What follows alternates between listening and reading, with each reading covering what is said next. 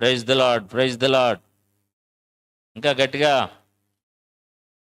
హల్లెలూయా. ఈరోజు మందిర ప్రతిష్ఠ జరిగిన రోజు కనుక ప్రతిష్టత, ఈరోజు ప్రతిష్టత గురించిన కొన్ని విషయాలు తొందరగా తెలుసుకుందాం. పాస్టర్ గారిని సాక్ష్యం చెప్పమంటే టైం అయిపోతుందని ఆయన టకటక 2 మాటల్లో చెప్పారు. దేవుడు ఇంతవరకు జరిగిస్తూ ఉన్నారు, అప్పుడు రాయేశారు, ఇది ఇంతవరకు వచ్చింది ఆమేన్ అన్నాడు అంతే.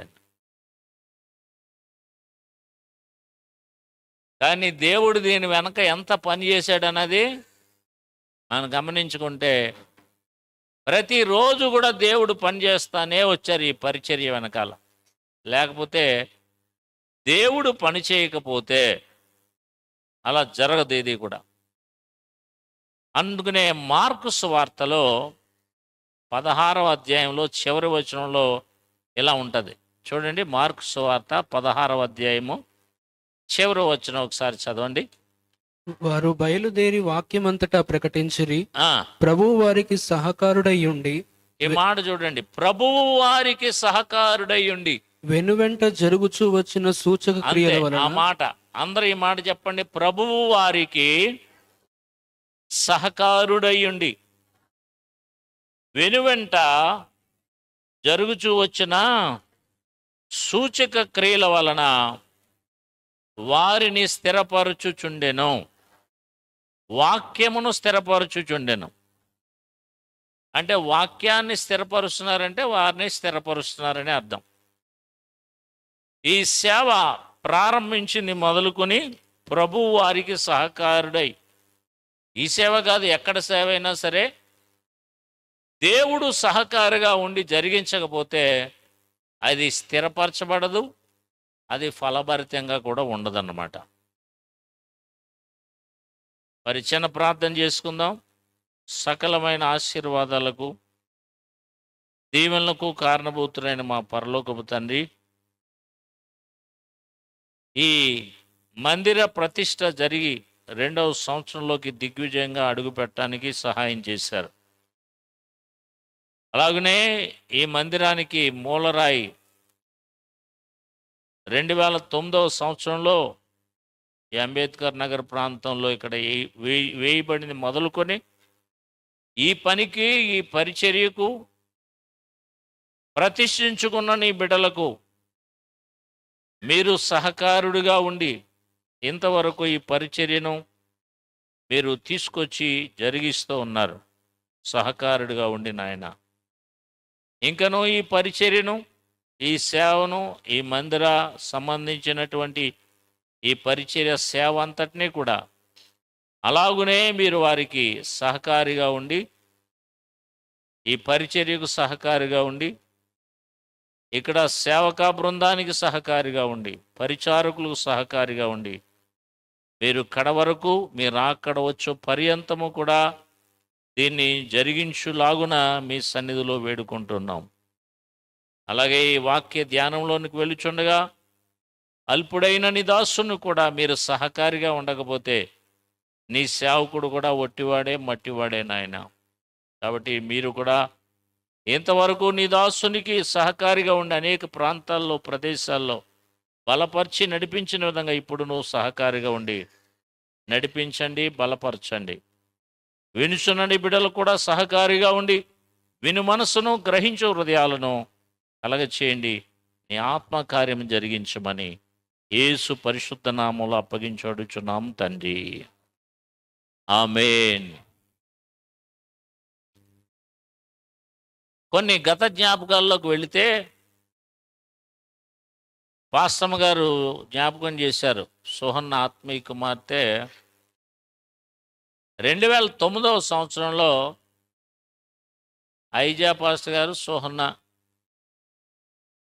నన్ను తీసుకొని వచ్చారు ఈ ప్రాంతానికి. అక్కడ ఒక చిన్న గుడిసె, రాత్రి కూడా చెప్పాం కదా, ఆ గుడిసె ప్రక్కనే ఇక్కడ మందిరం కట్టాలండి, చిన్న స్థలం ఇచ్చారు. ఈ స్థలం మనది. ఇక్కడ మూలరాయి వేయాలంటే అప్పుడు బండ తవ్వినా కానీ ఆ బండ మీద రావట్లేదు. అలాగే ఏదో కొంచెం లోపలికి త్రవ్వి అక్కడ 2-3 ఇటుకలు పెట్టి ప్రార్థన చేసి ఎందుకంటే ప్రతిష్ఠ అంటే ఏంటంటే ఆ స్థలంలో కట్టబోయే దాని కొరకు ఏదైనా ఒక కొన్ని రాళ్లను ఉంచి ప్రతిష్ఠ చేస్తాం. అలాగనే ప్రతిష్ఠ చేయటం అంటే పునాది రాయి వేసి మూలరాయి వేసి ఆ స్థలాన్ని దేవుని పని కొరకు అని మందిరం కొరకు అని ప్రతిష్ఠ చేయటం జరిగింది 2009 సంవత్సరం. ఇప్పుడు 2025 సంవత్సరం, అంటే ఇంచుమించు 15 సంవత్సరాలు కావస్తూ ఉంది. హల్లెలూయా. అందరూ ఇటు చూడాలి, వాక్యం వంక చూడాలి, అటు ఇటు చూడకూడదు, దిక్కులు చూడకూడదు. Praise God. కాబట్టి ప్రతిష్ఠత ఆ రోజు నుంచి మరి ఇంతగా దేవుడు సహకారుడై ఉండి కొన్ని విషయాలు జ్ఞాపకం వస్తూ ఉన్నాయి. క్రింద ఆ మందిరంగా ఒక షెడ్ వేయటం జరిగింది. అప్పుడు కూడా ఒక ప్రతిష్ఠ జరిగింది. ఆ షెడ్ కొరకు ప్రతిష్ఠ కొరకు అన్బు గారు వచ్చారు, మీకు కూడా తెలుసు. ఎవరైనా వచ్చినప్పుడు వారికి అవకాశం ఇచ్చి నేను కూర్చుంటూ ఉంటాను. సరే, పెద్ద ఎవరు వాళ్ళని ఎదుటి వాళ్ళని గౌరవించాలి కదా, అతిథి మర్యాద చేసేవారిగా ఉండాలని అన్బు గారిని మీరు ప్రతిష్ఠ చేయండి అనే రిబ్బన్ కట్ చేయమని వెనక ఉండి ఉన్నాం. ఆ రోజు చక్కటి ఆరాధన జరిగింది. ఆ తర్వాత దేవుని ఆత్మచేత నింపబడి ఆ దైవ సేవకుడు ఒక మాట చెప్పారు. ఏమనంటే, అప్పట్లో ఆ షెడ్ వరకే పరిమితం. ముందు ఒక స్థలం మాత్రమే, ఒక రాయి మీద వేశాం, ఒక కాలనీ స్థలం అంతే అది. ఆ తర్వాత దాన్ని ఎక్స్టెండ్ చేసి కొంచెం షెడ్ వేశారు, క్రింద ఉండేది మీ అందరు కూడా తెలుసు కొంతమందికి. ఈ చుట్టుపట్ల స్థలాలన్నీ మీకు వస్తాయి, దేవుడు మీకు ఇవ్వబోతున్నాడు అని ప్రవచనం చెప్పాడు ఆయన. అంటే దేవుని ఆత్మ ద్వారా పలికారనమాట. అదేవిధంగా ఆ తర్వాత ఈ స్థలాలన్నీ ఒక్కొక్కటి ప్రభువు సహకారుడై ఉండి తలుచుకుంటేనే ఒక్కొక్కసారి ఆశ్చర్యం వేస్తూ ఉంటుంది. ఇక్కడ ఈ బలిపీఠం కట్టిన స్థలంలో ఒక బిల్డింగ్ పక్కాగా కట్టుకున్నారు వాళ్ళు. ఎన్ని చెప్పాలి, ఈ మహానుభావుడు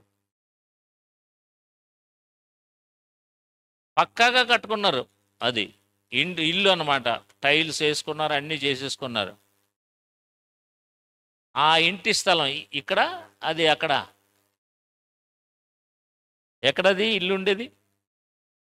ఇక్కడ అనమాట. ఆహా, ఆ స్థలంలో ఉంటే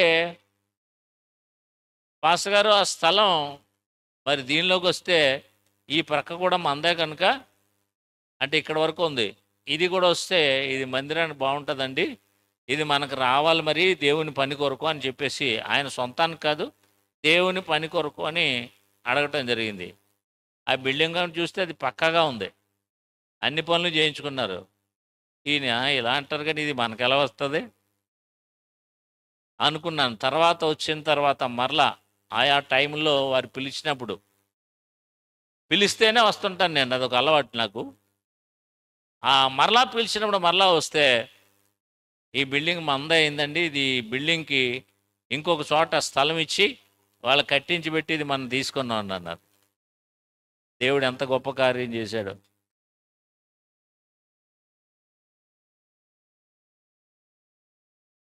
ఎందుకు ఆ మాట మనం ఉదాహరించుకున్నంటే, ప్రభువు సహకారుడయ్యుండి, ఆ మాట చూడండి, ప్రభువు సహకారుడిగా ఉన్నాడు కాబట్టే అలాంటి కార్యాలన్నీ జరిగి అప్పట్లో చెప్పబడిన ప్రవచన ప్రకారముగా దేవుడు ఆయన చేత పలికించాడు.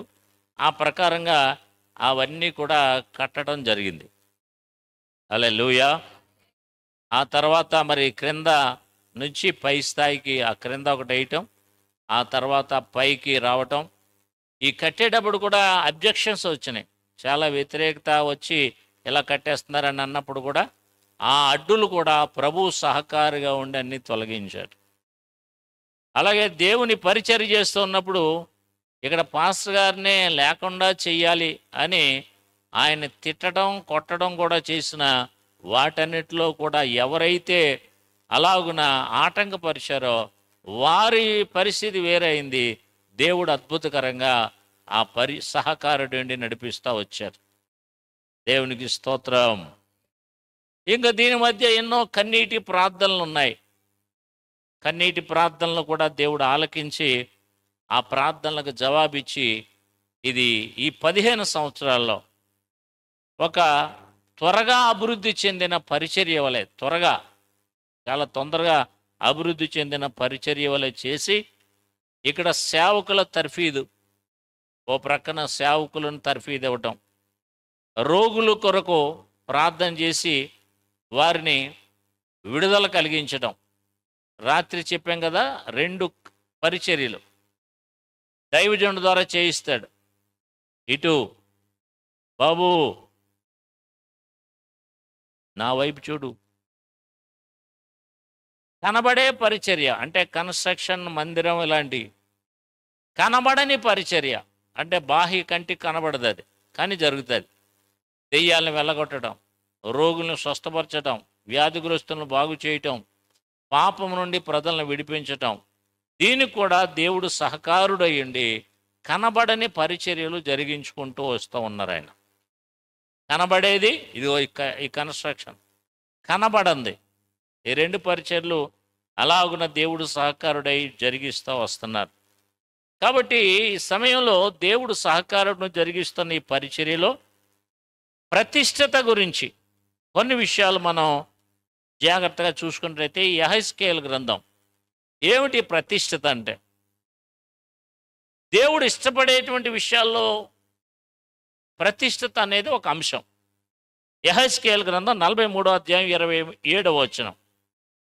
యెహెజ్కేలు గ్రంథం 43వ అధ్యాయం 27వ వచనం. ఎవరైనా తీసి చదవాలి తొందరగా. ఆ దినములు తీరిన తరువాత 8వ దినము మొదలుకొని యాజకులు బలిపీఠం మీద మీ దహన బలులను మీ సమాధాన బలులను అర్పింపగా నేను మిమ్మును అంగీకరించదును, ఇదే ప్రభువు యెహోవా వాక్కు. మరలా చదవండి.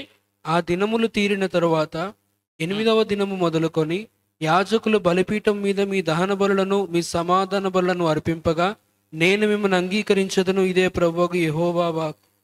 దేవునికి స్తోత్రం.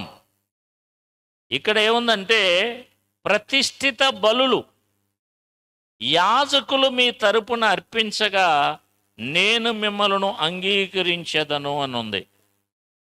అంటే దేవునికి ఒక ప్రతిష్ఠితమైనటువంటి బలి యాజకులు అర్పించిన తర్వాత నేను మిమ్మల్ని అంగీకరిస్తాను అంటే, ఈ వాక్యము నాకు అర్థం చేసుకున్నప్పుడు ఎలా అర్థమైందంటే, ఎప్పుడైతే ప్రతిష్ఠితులుగా మీరు వస్తారో అప్పుడు నేను మిమ్మల్ని అంగీకరిస్తాను.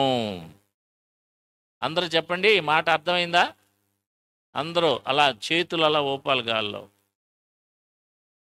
గాల్లో. ఈ వాతావరణం అంతా కూడా పరిశుద్ధాత్మ వాతావరణంలాగా మారిపోవాలి. No disturbance. కన్ను తెరిచిన దేవుని వైపు ఉండాలి, పక్కకి ఎవరు చూడకుండా ఉండాలి. అందరూ చేతుల పైకెత్తి హల్లెలూయా, హల్లెలూయా. కాబట్టి ఇక్కడ మీరు ప్రతిష్ఠితులైనట్టయితే, మీరు ప్రతిష్ఠిత అర్పణగా మీరు మీ కొరకు అర్పించబడినట్టయితే నేను మిమ్మల్ని అంగీకరిస్తాను. అంటే ప్రతిష్ఠిత అనేటువంటిది ఎందుకు చేయాలి, దానికి ఇంకా ముందుకెళ్తే ప్రతిష్ఠిత అంటే ఏంటి అది కూడా తెలుసుకుందాం మనం. ప్రతిష్ఠిత అంటే డెడికేషన్. అంటే ఎందుకు డెడికేషన్, ఎందుకు ప్రతిష్ఠ చేయాలి అంటే, ప్రతిష్ఠ చేయటం ద్వారా దేవుడు అంటున్నాడు నేను మిమ్మల్ని అంగీకరిస్తాను. Praise God. అంటే దేవుని యొక్క అంగీకారాన్ని తీసుకొస్తుంది ఏమంటే ప్రతిష్ఠిత అనేటువంటిది. చూడండి, ప్రతిష్ఠిత అంటే ఇది దేవుని కొరకు నేను దీనిని అప్పగించుచున్నాను, లేకపోతే దేవుని కొరకు దీన్ని కేటాయించుచున్నాను, దేవుని పని మీదే దీనిని ఉపయోగిస్తాను, దేవునికి దీన్ని అర్పిస్తున్నాను అని మనం ఏదైతే ప్రత్యేకముగా కేటాయిస్తామో, అది మనుషులు కావచ్చు, వస్తువులు కావచ్చు, మందిరం కావచ్చు, సంఘము కావచ్చు, అప్పుడు దేవుడు అంటున్నాడు, నేను మిమ్మలను అంగీకరించేదను. దేవునికి స్తోత్రం. అంటే ప్రతిష్టత అనేటువంటిది it will brings God's acceptance. ప్రతిష్ఠిత దేవుని యొక్క అంగీకారాన్ని తీసుకొస్తూ ఉంటుంది. అన్నిటినీ దేవుడు అంగీకరించడు, కానీ ప్రతిష్ఠితమైన దానిని, ప్రతిష్ఠితమైన వారిని దేవుడు ఖచ్చితంగా అంగీకరిస్తాడు. అందుకనే ప్రతిష్ట. It belongs to God. ఇది దేవునికి సంబంధించినది. ఈ వ్యక్తి దేవునికి సంబంధించిన వాడు. ఈ స్థలము దేవుని కొరకు కేటాయించబడ్డది. ఈ కట్టడము దేవుని మహిమ కొరకు నిర్మించబడింది. దేవుని పనే దీనిలో జరుగుతుంది. అంటే ప్రతిష్ఠిత అంటే అలాంటి అర్థం ఇస్తూ ఉంది. ఇది కేవలము ఆయన కొరకే. హల్లెలూయా. నిర్గమకాండం తొందరగా మీరు జాగ్రత్తగా ఫాలో అవుతూ జాగ్రత్తగా వినాలని కోరుతూ ఉన్నాను. బైబిల్ తీసుకొని అందరూ నిర్గమకాండము 25వ అధ్యాయము చదవమా. యెహోవా మోషేకు ఇలాగు సెలవిచ్చెను, స్పీడ్గా చదవాలి. నాకు ప్రతిష్టార్పణ తీసుకుని రండని ఇశ్రాయేలులతో చెప్పుము. ఇదిగో చూడండి, దేవుడు ఇక్కడ మోషే అనేటువంటి తన సేవకుడు ద్వారా ఆల్రెడీ మోషే దేవునికి ప్రతిష్ఠితుడుగా ఉన్నాడు. ఆయన రాజకుటుంబంలో 40 సంవత్సరాలు ఉన్నాడు మోషే. జాగ్రత్తగా వినండి, రాజకుటుంబంలో 40 సంవత్సరాలు పెరిగాడు. అమ్మా తర్వాత 40 సంవత్సరాలు ఆయన వివాహం చేసుకుని తన మామ అయిన ఇత్రో ఇంటి వద్ద ఉన్నాడు 40 సంవత్సరాలు. మరో 40 సంవత్సరాలు 80 సంవత్సరాలప్పుడు దేవుడు ఆయన్ని పిలిచాడు మోషేని. అప్పటి నుంచి 80 నుంచి ఆయన మరణించే వరకు దేవునికి ఒక ప్రతిష్ఠితుడిగా ఉన్నాడు మోషే. మోషే బ్రతికిన దినాలు 120 అయితే 40 సంవత్సరాలు రాజకుటుంబంలో పేర్చబడ్డాడు ఆయన. మరో 40 సంవత్సరాలు ఆయన అత్తవారి ఇంటి దగ్గర, అంటే ఇత్రో, తన మామగారు ఇత్రో ఇంటి దగ్గర మిద్యానారణ్యంలో పెరిగాడు. మామగారు మందలు మేపుకుంటూ మరో 40 సంవత్సరాలు, అంటే 80 to 120 ఆయన దేవునికి ప్రతిష్ఠితుడిగా ఆయన పనిలో కేవలం ఆయన పని మీదే బ్రతికాడు ఆయన. మిగిలినటువంటి ఆ చివరి 40 సంవత్సరాలు కూడా. Praise God. అప్పుడు దేవుడు ఈ 80 సంవత్సరాల్లో జరగంది ఈ 40 సంవత్సరాల్లో, అంటే లాస్ట్ ఆ 80 నుంచి 120 సంవత్సరాల్లో అద్భుతకరంగా దేవుడు తన పరిచర్య కొరకు, తన సేవ కొరకు దేవుడు వాడుకున్నాడు. ఆ వాడుకునే విధానంలో ఇప్పుడు మనం చదివిన వాక్య భాగం ఏంటంటే, దేవుడు అన్నాడు 8వ వచనం, 25వ అధ్యాయం 8వ వచనం. Thank you Jesus. నేను వారిలో నివసించినట్లు వారు నాకు పరిశుద్ధ స్థలమును నిర్మింపవలెను. అంటే వాక్యం చెప్పేవాళ్ళు ఎంత స్పీడ్గా చదువుతున్నారో అంత స్పీడ్గా చదవాలి. ట్రాన్స్లేషన్ కూడా అలాగే చేయాలి. ఇప్పుడు దేవుడు నిన్ను ఇలాగూ చేయబోతున్నాడు అన్నారు అనుకోండి, ట్రాన్స్లేషన్ చేసేవారు దేవుడు నిన్ను ఇలాగ చేయబోతున్నాడు అంటే అవతల వాళ్ళని చంపేసినట్టు అవుతుంది. అర్థమవుతుందా? వాక్యం కూడా చదవడం ఒకటే కాదు, ఎలా చదవాలనేది తెలుసుకోవాలి. అవతల వాళ్ళని బట్టి వెళ్ళాలి. దేవునికి స్తోత్రం. చేతుల పైకెత్తి హల్లెలూయా, హల్లెలూయా. సో ఇక్కడ చూడండి, దేవుడు ఏమన్నాడు 25వ అధ్యాయం 8వ వచనం, ఈ ప్రతిష్ఠితుడైన మోషేతో దేవుడు ఏమంటున్నాడంటే, ఎలాగూ సెలవిచ్చాను. 25:8 అమ్మా, నేను వారిలో నివసించున్నట్లు వారు నాకు పరిశుద్ధ స్థలమును నిర్మింపవలెను. అది నేను వారిలో నివసిస్తాను. I want to dwell among them. నేను వారిలో నివసిస్తాను. నేను వారి లోపల నివసిస్తాను. వారి మధ్యలో నేను నివాసం ఉండగోరుతున్నాను. ఇశ్రాయేలు ప్రజలు అరణ్యములోనికి తీసుకురాబడ్డారు ఐగుప్తు దేశం నుండి. వాళ్ళు వచ్చిన తర్వాత వాళ్ళందరూ 40 సంవత్సరాల ప్రయాణం. అఫ్కోర్స్ ప్రారంభించినప్పుడు కొన్ని రోజులే, కానీ దేవుడు దాన్ని వారి పరిస్థితిని బట్టి 40 సంవత్సరాలుగా మార్చివేసినప్పుడు ఇశ్రాయేల్ అందరూ జాగ్రత్త వినాలి, 40 సంవత్సరాలు వారు ఎక్కడికక్కడ గుడారాలు వేసుకొని వారి ప్రయాణంలో కొన్ని లక్షల మంది నివసించేవారు. అందుకని అక్కడ చిన్న గుడారం, వాళ్ళ ఇంటికో గుడారం, వాళ్ళ ఇంటికో గుడారం, వాళ్ళ ఇంటికో గుడారం. అలా గుడారాలు వేసుకుని కొన్ని లక్షల మంది నివసిస్తూ ఉండేవారు. ఇప్పుడు దేవుడు ఏమన్నాడంటే, నేను వారి మధ్యలో నివసిస్తాను. హల్లెలూయా. చెప్పండి, ఏమన్నాడు దేవుడు? నేను వారి మధ్యలో నివసిస్తాను. కాబట్టి నా కొరకు ఓ ప్రత్యేకమైన కట్టడాన్ని, ఒక నిర్మాణాన్ని నువ్వు చేయాలి. దాన్ని ఏమన్నాడంటే పరిశుద్ధ స్థలము. గట్టిగా చెప్పండి. అమ్మా, ఏమైందల్లా మీకు? అటు ఇటు చూస్తూ ఉంటారు, నా కాన్సన్ట్రేషన్ అంతా పాడు చేస్తున్నారు మీరు. వింటారా? జాగ్రత్తగా వినండి, లేకపోతే బయటికి వెళ్ళి ఆడుకోండి అంతే. మీరు ఎందుకని అటు ఇటు తిరుగుతున్నారు పిల్లలతో? తిని మీ పాస్టర్ గారు చెప్తేనే మీరు జాగ్రత్తగా వింటారా? ఆయన గదుంతాడని మేము చెప్తే లెక్క ఉండదా మీకు? మరి ఏంటి అటు ఇటు చూస్తున్నారు మీరు? తిన్నగా ఉండండి మీరు. చిన్న పిల్లోడు చెప్పినా జాగ్రత్తగా వినాలి. చిన్న పిల్లోడు ద్వారా దేవుడు మాట్లాడతాడేమో అని చూడాలి. Praise God. హల్లెలూయా. కాబట్టి దేవుడు ఏమంటున్నాడు? నేను వారి మధ్యలో నివసిస్తాను. కాబట్టి నువ్వు ఏం చేయాలంటే, ఇన్ని లక్షల మధ్యలో నేను నివసిస్తాను కనుక ఎవరి గుడారం కాదు, నా కొరకు పరిశుద్ధమైనటువంటి ఒక నిర్మాణాన్ని నువ్వు చేయాలి, గుడారాన్ని నువ్వు నిర్మించాలి అన్నాడు. మరి ఎలా ప్రభువా, ఎలా నిర్మించాలి? Okay, I will tell you all things. నేను అన్నీ కూడా చెప్తాను. దాని పొడవేంటో వెడల్పేంటో, దాన్ని ఎలా కట్టాలో, దానికి నీకు సహకారాలను కూడా ఇస్తాను. చూడండి, దేవుని పని చేయాలంటే ఖచ్చితంగా సహకారులు కావాలి. సహకారం లేకపోతే దేవుని పని ఒక్కరి వల్ల జరిగేది కాదు. అందుకని చాలా సహకారులు ఇచ్చాడు. మోషేకి ఆ ప్రజలను తీసుకొచ్చేటప్పుడే అహరోన్ని సహకారిగా ఇచ్చాడు. ఆ తర్వాత మిరియాము గాయకురాలు, ఆమె కూడా సహకారే. ఇంకా యెహోషువ పరిచారకుడు, అతనికి సహకారి. ఇలాగున వెళ్తే చాలామంది, బెసలేలు మందిరాన్ని కట్టడానికి సహకారి, చాలామంది సహకారులు ఉన్నారు.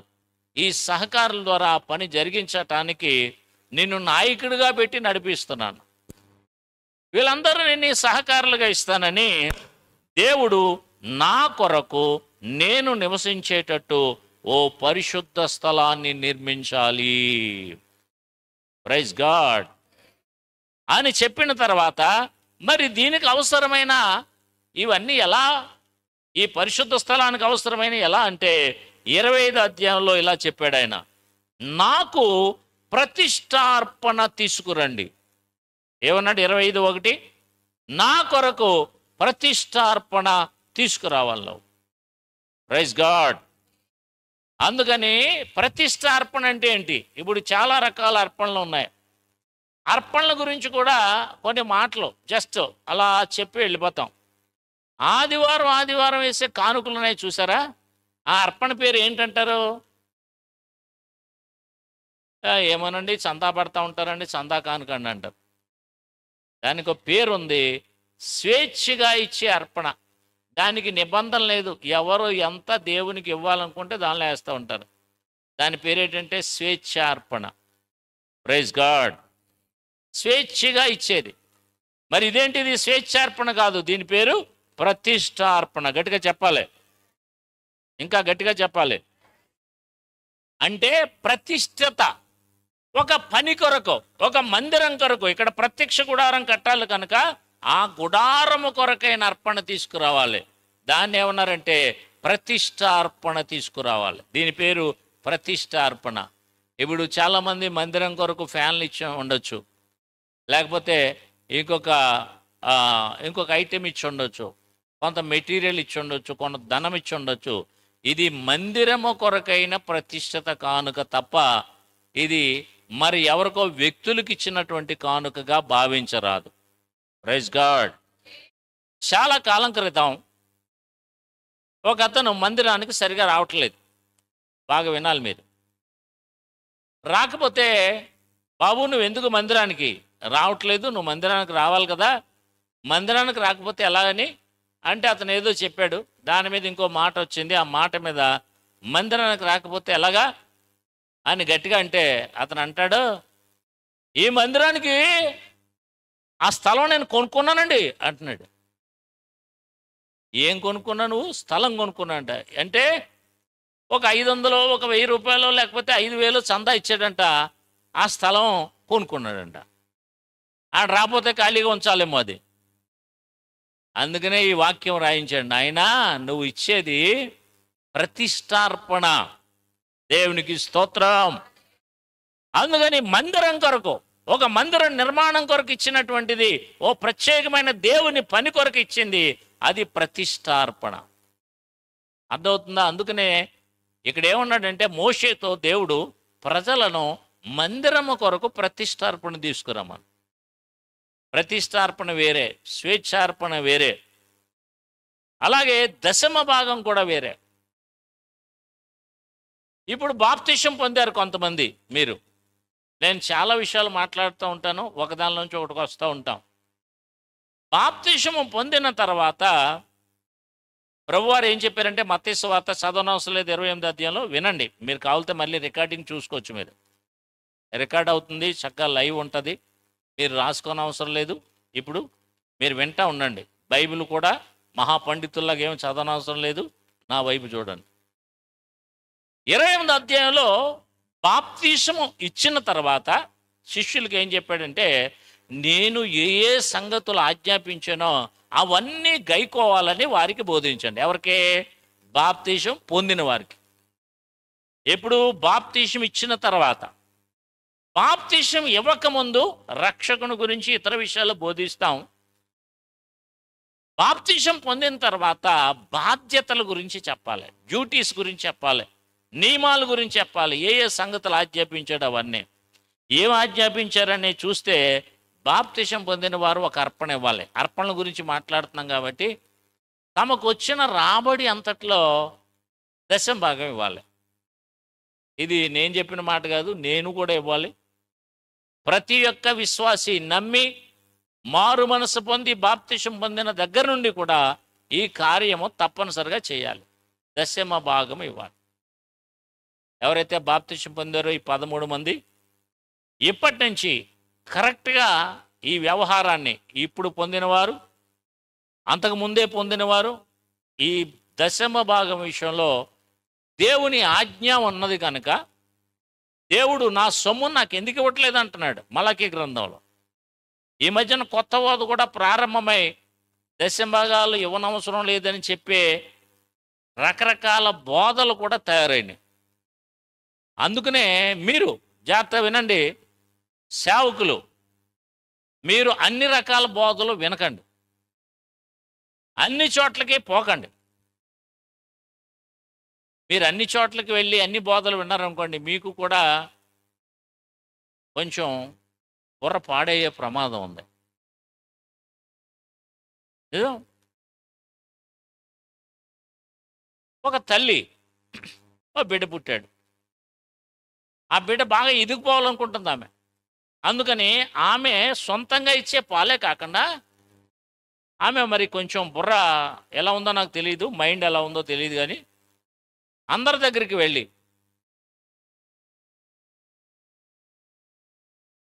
ఈ కెమెరామెన్ బుర్ర ఎక్కడ ఉంచాలి, లేకపోతే నా బుర్ర మిస్ అయిపోతుంది ఇక్కడ. అర్థమవుతుందా? Praise God. కెమెరా పట్టుకొని నిలబట్టం కాదు కెమెరామెన్ అంటే. మనిషి అలా తిరిగితే అలా తిప్పాలి. ఎక్కడుందే, నేను ఇక్కడ మిస్ అయిపోయాను, కనపడకపోవాలి, చెప్తాను, రివ్యూ చెప్తాను నేను. Praise God. గట్టిగా హల్లెలూయా. ఆ తర్వాత ఆమె ఏం చేసేదంటే, ఎవరైతే పిల్లల కన్నా తల్లి ఉన్నారో వాళ్ళ దగ్గరికి వెళ్ళి అబద్ధం చెప్పేది అనమాట. ఏమంటే, మా బిడ్డకి పాలు లేవండి, నాకు పాలు లేవండి, ఈ బిడ్డకి పాలు లేవండి అని. ఆవిడ కొంచెం పాలు ఇచ్చిన తర్వాత ఇంకొకరి దగ్గర తీసుకెళ్ళి తాగపోయినా సరే, అగో పిల్లోడికి పాలు లేవండి, నువ్వేవ్వండి, మీరేవ్వండి కాసేపు అంటే, ఆ పాపం చంటి పిల్లోడు కదన్నా వాళ్ళు ఇచ్చేవారు వీళ్ళు ఇచ్చేవారు. ఆవిడ ఉద్దేశం ఏంటంటే, బిడ్డ అందరి పాలు తాగి అందరి పిల్లల కంటే బలంగా అయిపోవాలని. కొంతమంది ఆత్మీయ ఆలోచన ఎలా ఉంటుందన్నమాట, అన్ని మీటింగులకి వెళ్ళిపోయి అన్ని వాక్యాలు వినేసి మనం చాలా బలపడిపోవాలనుకుంటారు వాళ్ళు ఆత్మీయంగా. అలాగే ఈ తల్లి తన బిడ్డను బలపరచాలని అందరి పాలు ఇప్పించింది. ఆడు అందరి దగ్గర తాగేసేవాడు. ఆడో అలవాటు పడిపోయాడు. అన్ని పాలు తాగటం అలవాటు పడిపోయాడు. ఎవరి పాలు ఇచ్చినా చాలు తాగేసేవాడు గేదెోళ్ళగా. అలాంటి మీకు అర్థమవుతుందో లేదో, బర్రెలాగా. ఏమైంది కొన్నాళ్ళకంటే వాడికి మోషన్స్ ప్రాబ్లం వచ్చింది. ఇక తగ్గదే. ఇక అన్ని పాలు తాగి ఏ పాల్లో ఏమొచ్చిందో మనోడికి అంతే బ్యాక్టీరియా సోకి ఇక డడ్డం డడ్డం డడ్డం డడ్డం డడ్డం డడ్డం డడ్డం డడ్డం మొత్తం సన్నగా అయిపోయాడు. డాక్టర్ దగ్గర తీసుకెళ్తే చెప్పింది, అమ్మా నీ పాలు ఇచ్చావా? నా పాలు కాదు. మరి ఏం చేసావు? బిడ్డ బలంగా ఉండని అన్ని పాలు ఇప్పించాను, అందుకని ఈ కర్మ వచ్చింది. అన్ని బోధలు వింటే you will be like that. మీరు కూడా అలా అయిపోయే ప్రమాదం ఉంది. అందుకని ఒక క్రమంలో వెళ్ళండి. మీరు ఒక బోధ వినండి. రకరకాల బోధలు వింటే రకరకాల బోధలు. మా సంఘంలో ఇద్దరు ఎస్ఓడి వాళ్ళు సేవకులు అవ్వాల్సిన వాళ్ళు తప్పిపోయారు. ఎందుకో తెలుసా? వాళ్ళు ఈ మధ్యకాలంలో రకరకాల బోధలు విన్నారు. ఆ బోధలో ఒక బోధ ఏంటంటే దశమ భాగం ఇవ్వద్దనే బోధ. చక్కగా ఇచ్చేవారు వాళ్ళు. ఈ బోధ తలకెక్కి వాళ్ళు దశమగా ఇవ్వటం మానేశారు. వాళ్ళని సువార్తకు పంపించేవాడిని. వీళ్ళు మానేయటమే కాకుండా విశ్వాసుల ఇంటికి వెళ్ళి, నువ్వు దశమగా ఇస్తున్నావక్క, మేము ఇవ్వట్లేదు, ఈడెవడో ఇచ్చేవాడిని పాడు చేస్తున్నాడు, మేము కూడా ఇవ్వట్లేదు. ఆవిడ కొంచెం జ్ఞానవంతురాలు కాబట్టి బోధ ఎందు నిలబడి ఉన్న కాబట్టి ఆవిడ మళ్ళా ఫోన్ చేసి చెప్పింది, ఈయన వచ్చి ఇలా అంటున్నాడండి, సువార్తకుడు అంటున్నాం మనం, దశంభాగం ఇస్తున్నావా అక్క, నేను ఇవ్వట్లేదని చెప్తున్నాడండి అని చెప్పింది. వీళ్ళని ఇంకా సువార్తకు పంపితే సువార్త కాదు, వీళ్ళు దుర్వార్త ప్రకటిస్తున్నారు వీళ్ళు. అందుకని వీళ్ళని కత్తిరింపేసేసాం. కత్తిరింపేసి ఇంకా సువార్త లేదు నాయన, ఇంకా జాంతనహి అని చెప్పేసాం. వాళ్ళకి మమ్మల్ని సువార్తకు పంపట్లేదు కనుక మేము వేరే సంఘాలకు వెళ్ళిపోతాం. వెళ్ళిపోండి, మరి ఏం చేస్తాం? మరి ఇప్పుడు సేవ లేదు, ఏమీ లేదు, అలాగండి ఎవరు భోజనం పెడితే వాళ్ళ దగ్గర తిరుగుతున్నట్టుగా ఉంది కథ. Praise God. అందుకని అన్ని బోధలు వినకూడదు. దశంభాగము ఇవ్వక్కలు తినే బోధలు ఉన్నాయి. ఇంకా బోధ ఆరాధన చేయకూడదనే బోధ. ఆరాధన చేసిన ఎడల మౌనముగా చేయవలెను, దేవుడు సమాధానమునకే కర్తగాని అల్లరికి కర్తగాడు. అందుకని ఆరాధన చేయనప్పుడు అల్లరి చేయుచున్నారేలా? అందుకని ఆరాధన ఇది క్రమం కాదని నేర్చుకుంటున్నారు వీళ్ళు, బడుద్దాయిలు. మొదటి నుంచి ఏ బోధ విన్నావురా నువ్వు? అసలు నువ్వు పెరిగింది ఎక్కడ? మళ్ళీ పక్క బోధ ఏం పట్టుకుంది? ఆ జబ్బు ఎందుకు వచ్చింది నీకు? అన్ని పోలు తాగేస్తున్నావా? అన్ని చోట్లకి వెళ్ళిపోతున్నావా? కాబట్టి ఖరాబ్ అయిపోతావు, జాగ్రత్త. ఏ బోధలో విన్నారో, ఏ బోధలో మీరు పెరిగారో, కడ వరకు ఆ బోధన గట్టిగా పట్టుకోవాలి. దేవునికి స్తోత్రం. హల్లెలూయా, హల్లెలూయా. గట్టిగా చెప్పాలి. ఇక్కడ పాయింట్ వచ్చింది కాబట్టి ప్రతిష్టతను పక్కకెట్టి ఇప్పుడు ఆధ్యాయంలోకి మేము తీసుకెళ్తాను. జాగ్రత్తగా వినండి. అల్లరి అన్న వాళ్ళకి ఓ సమాధానం. యెషయా గ్రంథం 6వ అధ్యాయం తొందరగా తీసుకోండి. స్తోత్రం, స్తోత్రం, స్తోత్రం. గట్టిగా చెప్పాలి అందరూ. స్తోత్రం చెప్పరేబుల్లా? మీరు కూడా స్తోత్రం చెప్తే అల్లరనే బ్యాచ్లోకి వెళ్ళిపోయారు ఏంటి? హల్లెలూయా. యెషయా గ్రంథం 6వ అధ్యాయము 1 నుంచి చదువుకుంటారండి. రాజు అయిన ఉజ్జియా మృతి నొందిన సంవత్సరం అత్యున్నతమైన సింహాసనమందు ప్రభు ఆసీనుడై ఉండగా నేను చూచి తిని, ఆయన చొక్కా అంచులు దేవాలయము నిండుకొనెను. ఆయనకు పైగా శరాపులు నిలిచుండిరి. ఒక్కొక్కరికి 6 రెక్కలు ఉండెను. ప్రతివాడు తన రెక్కలతో తమ ముఖమును, రెంటితో తన కాళ్లను కప్పుకొనుచు రెంటితో ఎగురుచుండెను. వారు సైన్యములకు అధిపతి యెహోవా పరిశుద్ధుడు, పరిశుద్ధుడు, పరిశుద్ధుడు, సర్వలోకము ఆయన మహిమతో నిండి ఉన్నదనే గొప్ప స్వరముతో గాన ప్రతిగానములు చేయుచుండిరి. వారి కంఠస్వరము వలన గడప కమ్ముల పునాదులు కదులుచు మందిరము ధూమము చేత నిండి ఉండగా. అంటే అర్థమైందా? రాజు అయినటువంటి ఉజ్జియా అంటే అడ్రస్ చెప్పడానికి పలానా రోజులు అని చెప్తారు. అందుకని ఆ రోజు గాంధీ గారు చనిపోయిన సంవత్సరం పుట్టానంటుంది ఒక ఆవిడ. నెహ్రూ గారు వచ్చిన రోజున నేను చిన్నపిల్లని అంటుంది ఇంకొక ఆవిడ. అంటే అలా గుర్తులు అన్నమాట. అందుకని పాత కాలంలో క్రీస్తు పూర్వం క్రీస్తు శకం లేదు కనుక రాజు అయిన ఉజ్జియా మృతి పొందిన సంవత్సరమున అది అడ్రస్. ఆ కాలంలో ఏం జరిగిందంటే, నేను ఒక దర్శనమును చూచి తిని. ఎవరు చెప్తున్నాడు? ఈయన యెషయా ప్రవక్త చెప్తా ఉన్నాడు. Praise God. చేతులు బిగ్గరగా, నోరు, చేతులు రెండు. హల్లెలూయా. కాబట్టి రాజు అయిన ఉజ్జియా మృతి పొందిన సంవత్సరమున నేను ఒక దర్శనాన్ని చూస్తా ఉన్నాను. ఆ దర్శనం దైవ దర్శనం చూసినోడికి తెలుస్తుంది. దైవ దర్శనం లేనోడు ఎవడేది చెప్తే అది నమ్మేస్తూ ఉంటాడు. అందుకనే దర్శనం లేకపోతే ప్రజలు నశిస్తారని వ్రాయబడ్డది. దర్శనం కావాలి. దేవుని చిత్తం ఏంటో, దేవుని నడిపింపేంటో తెలియకపోతే నువ్వు ఎవడేం చెప్తే అటు పోతూ ఉంటావు. ఇట్లాగితే అటు వెళ్ళిపోతావు, ఇట్లాగితే ఇటు వెళ్ళిపోతావు. అందుకని దైవ దర్శనము కలిగి ఉంటే ఎవడు చెప్పినా నువ్వు కలల్లో. దేవుడు నన్ను పిలిచాడని నాకు దర్శనం ఉంది కాబట్టి ఎవడైనా వచ్చి అబ్బాయి నేను పిల్లలేదంటే నేను చెప్తాను, దేవుడు నన్ను పిలిచాడయ్యా, ఊరుకా, నాకు దర్శనం ఉంది. అలాగున నీకు దైవ దర్శనం ఉండాలి. ఆరాధన అంటే ఏంటో ఆ దర్శనం లేకపోతే ఆళ్ళాగితే అటుపక్కటి పోతావు, ఇటు వాయిద్యాలు వద్దంటే ఇటువైపుకి పోతావు, ఆ డ్రమ్ము కొట్టద్దంటే అటువైపు పోతాను. ఇక్కడ ఆగుతుంది ఏంటి? మెల్లగా ఆరాధన చేయొచ్చు అనే దాని నుంచి నువ్వు డ్రమ్ము కొట్టద్దు, వాయిద్యాలు వచ్చేదాకా అడిపోతావు నువ్వు. ఎందుకంటే ఎవడు లాగితే అడిపోతా ఉంటావు నువ్వు. అర్థమవుతుందా? అందుకనే దర్శనము కావాలి, దైవ నడిపింపు కావాలి. యెషయాకి దర్శనం ఉంది. ఆయన చూస్తూ ఉన్నప్పుడు రాజు అయిన ఉజ్జియా మృతి పొందిన సంవత్సరం ఏం జరుగుతుందంటే, దేవుడు కుర్చీ మీద, సింహాసనం అంటే దేవుడు కూర్చునేది, అధికారం గల వారు కూర్చునేదాన్ని సింహాసనం అంటారు. దేవుడు కూర్చునేదాన్ని సింహాసనం అంటారు. థ్రోన్ ఆఫ్ గాడ్ అంటారు. హల్లెలూయా. మనం కూర్చునేది కుర్చీ అయితే ఆయన దేవుడు కాబట్టి ఆయన కూర్చునే సింహాసనం మీద ఆయన ఆసీనుడై ఉన్నాడు. ఎవరైనా నిండైన చొక్కా కలిగిన వాళ్ళు ఎవరైనా వస్తే బాగుండు. అంటే ఇలాంటి లాల్చీ వేసుకొని కూర్చునే వాళ్ళు ఎవరున్నారు? ఎవరికైనా లాల్చీలు ఉన్నాయా? పొడవాడ చొక్కాలు ఎవరికైనా ఉన్నాయా? దా, అది కూడా లాల్చి. పొడవాడ చొక్కా అంటే అది కాదయ్యా. రైట్, దా, నీకు ప్రమోషన్. ఎలా కూర్చో. దేవునికి స్తోత్రం. దేవుడు అత్యున్నతమైన ఎలా ఉండు, పైకి లేవయ్యా. అత్యున్నతమైన సింహాసనం మీద కూర్చో. ఈసారి ఆసీనుడై ఉన్నాడు. ఈయన చొక్కా అందుకనే పొడుగ్గా లేదు, ఇది ఇంకా పొడుగ్గా ఉండాలి.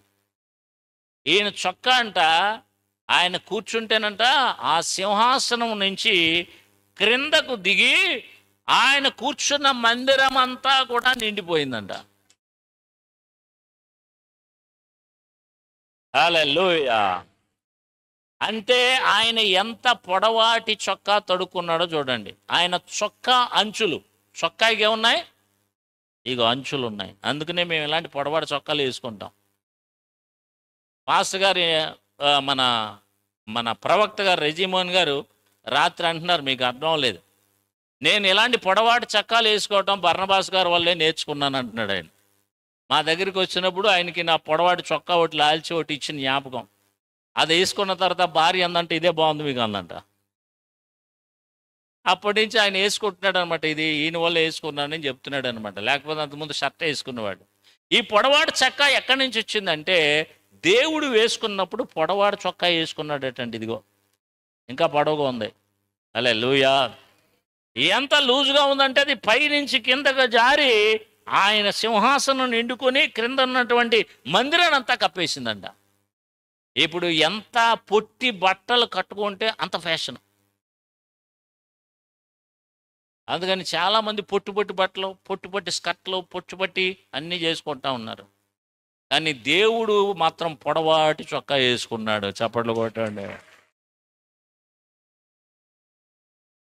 హల్లెలూయా. మీకు ఎప్పుడైనా కళలు వస్తూ ఉన్నాయా? కళలు, దర్శనాలు కాదు, కళలు. ఆ కళల్లో మీకు ఎప్పుడైనా బట్టలు లేని వ్యక్తులు కనబడ్డారంటే వాళ్ళు ఖచ్చితంగా దెయ్యాలి, డౌట్ లేదు. మీకు ఇప్పుడు బట్టలు లేని వ్యక్తులు మీకు కనబడ్డారా? కనబడలేదా? కనబడతారు కొంతమంది. ఓసి వాళ్ళు బట్టలు కట్టుకొని వెళ్ళి నీ కళ్ళకు వచ్చారంటే ఖచ్చితంగా దెయ్యాలి. అందుకని దెయ్యానికి బట్టలు ఉండవు, దిగంబరి. దేవుడు మాత్రం నిండైన వస్త్రాలు కలిగిన వాడు. కాబట్టి నువ్వు సగం సగం వస్త్రాలు కట్టుకున్న వారు ఎవరైనా ఉన్నారంటే వాళ్ళు ఎవరో తేల్చుకోండి ఇప్పుడు. అర్థమవుతుందా? అందుకనే దేవుని బిడ్డలకు మీరు చూడండి, మా పాస్టర్ మా ఇక్కడ వరకు జాకెట్ కట్టుకో ఉంటుంది ఆవిడ, వస్త్రం నిండుగా కప్పుకుంటుంది ఆవిడ, ముసుగేసుకుంటుంది. ముసుగేసుకుంటే చాలామంది మెడమించి వేసుకుంటున్నారు. మెడమించి కాదు, తలమించి. గుర్తుపెట్టుకోండి. హల్లెలూయా, హల్లెలూయా. కాబట్టి మన సంఘాలలో ఇన్సర్ట్లు చేసుకోవటం, టకప్పులు చేసుకోవటం అట్లాంటిది లేదు. మన సంఘంలో నిండైన చొక్కా వేసుకోవాలి. ఇన్సర్ట్లు గట్రా మనకి తీసి పడేసాం మన పెద్దల నుంచి కూడా. అందరిని వెనకాల చూడాలా ఏంటి? అందుకని నిండైన వస్త్రాలు కప్పుకోవటం నేర్చుకోండి. హల్లెలూయా. దేవుని బిడ్డలకు తగినట్టు వస్త్రధారణ ఉండాలి. ఇదొక సబ్జెక్టు. అక్కడి నుంచి మళ్ళీ వెనక్కి వెళ్ళిపోతా ఉన్నాను నేను. ఇప్పుడు అక్కడ చూస్తూ ఉన్న దృశ్యం ఏంటంటే దేవదూతలు ఉన్నారు. దేవదూతలకు ఎన్నేసి రెక్కలు ఉన్నాయి? 6 రెక్కలు. ఎలా రండి అబ్బాయి, ఒరే అప్పారావు వెళ్ళరా. ఎక్కడ చూస్తున్నావు? ఎటు తిరుగు. ఒకటి రావాలి. ఈ చేతులు పైకి ఎత్తు, 2 చేతులు, ఈ 2 ఇలా పెట్టు.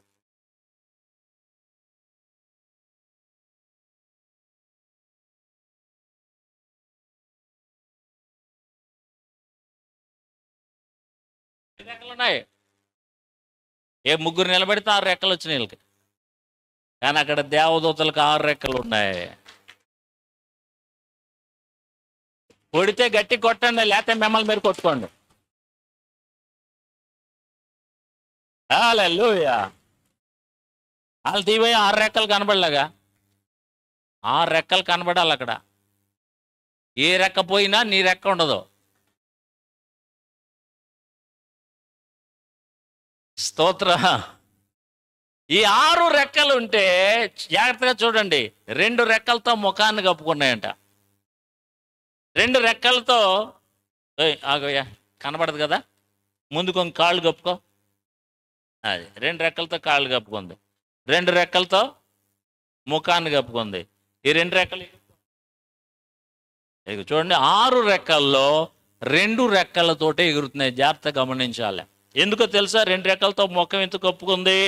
ఆయన ఎవరు? సమీపింపరాని తేజస్సు కలిగిన వాడు, మహాపరిశుద్ధుడు. అందుకని ఎవరైనా సరే దేవుడు ఉంటే నాకు కనబడమను అన్నావు అనుకో, ఒరే చచ్చిపోతావురా, చచ్చిపోతావు. బైబిల్ ఏం చెప్తుంది?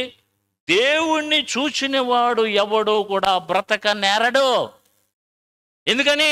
సూర్యుని చూడు, అరగంట చూసేవు కనుక కళ్ళు పోతాయి.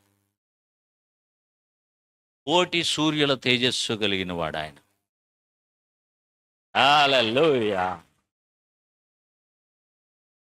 ఇంకా ఆయన మహాపరిశుద్ధుడు. చెప్పండి, మహా అని గట్టిగా అనాలి. పరిశుద్ధతలోకెల్లా ఆయన అతి పరిశుద్ధుడు.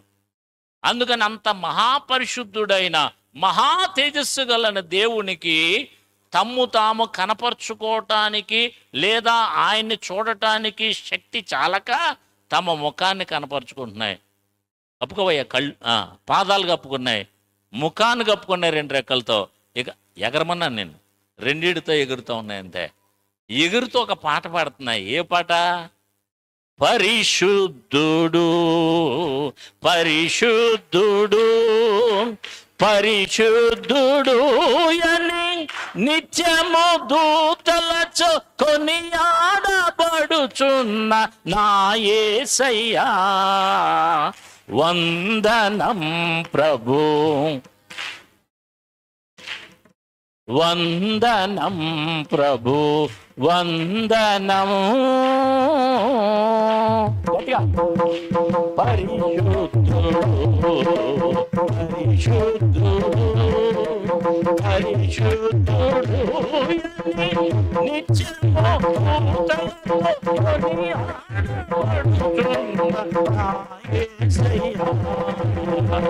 వందనం ప్రభు వందనం.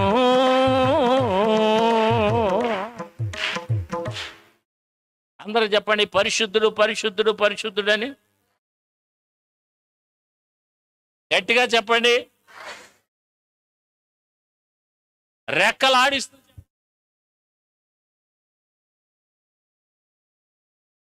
రెక్కలు ఆడించమండి. రెక్కలు అంటే ఏర్పడతాం ఏంటి?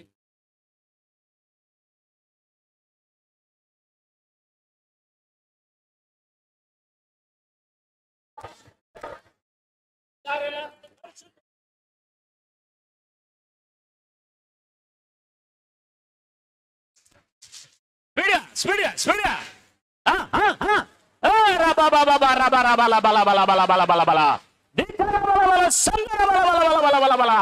గట్టిగా గట్టిగా పరిశుద్ధుడు పరిశుద్ధుడు పరిశుద్ధుడు ఇప్పుడే ఇప్పుడే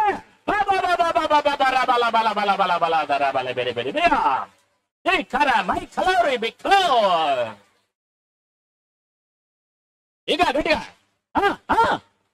ఓ రబా రబా రబా రబా రబా రబా రబా రబా బల బల బల బల బల బల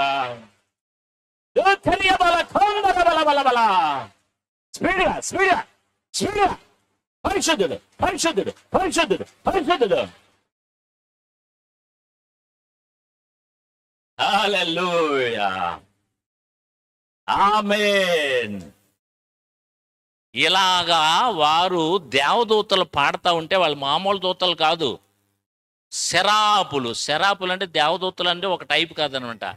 దేవదూతల్లో కెరూబులు ఉన్నారు, శరాపులు ఉన్నారు, ఇలాంటి మహాదూతలు. శరాపులు అనే చోట పుట్టినట్లు ఏముంటుంది అంటే మహాదూతలను. మహాదూతలు అంటే చాలా ఎత్తు, చాలా శక్తిమంతులు వారు. కాబట్టి వారు కంఠస్వరం కూడా బహు గంభీరంగా ఉంటుంది. అందుకని స్త్రీల కంఠం సన్నగా ఉంటుంది, పురుషుల కంఠం బేసిక్ ఉంటుంది. కొంతమందికి రివర్స్లో ఉంటుంది అనుకోండి, అది వేరే సంగతి. కాబట్టి దేవదూతలు మహాస్వరంతో గంభీరమైన స్వరం కలిగిన వారు. వారు స్తుతిస్తూ ఉంటే, ఆ శరాపులు స్తుతిస్తూ ఉంటేనంట అక్కడ గడప కమ్ములు అంటే దేవాలయం చూస్తున్నాడు ఆయన. ఆ దేవాలయానికి ఉన్న గడప కమ్ములు ఊగిపోతున్నాయంట ఆ శబ్దానికి. అంటే ఏమర్థమైంది మీకు? మరి ఆరాధన చేస్తున్నప్పుడు శబ్దం వస్తుందా రాదా? చెప్పండి. ఇప్పుడు మీరు అందరూ పరిశుద్ధుడు పరిశుద్ధుడు అని చప్పట్లు కొట్టారు, శబ్దం వచ్చిందా లేదా?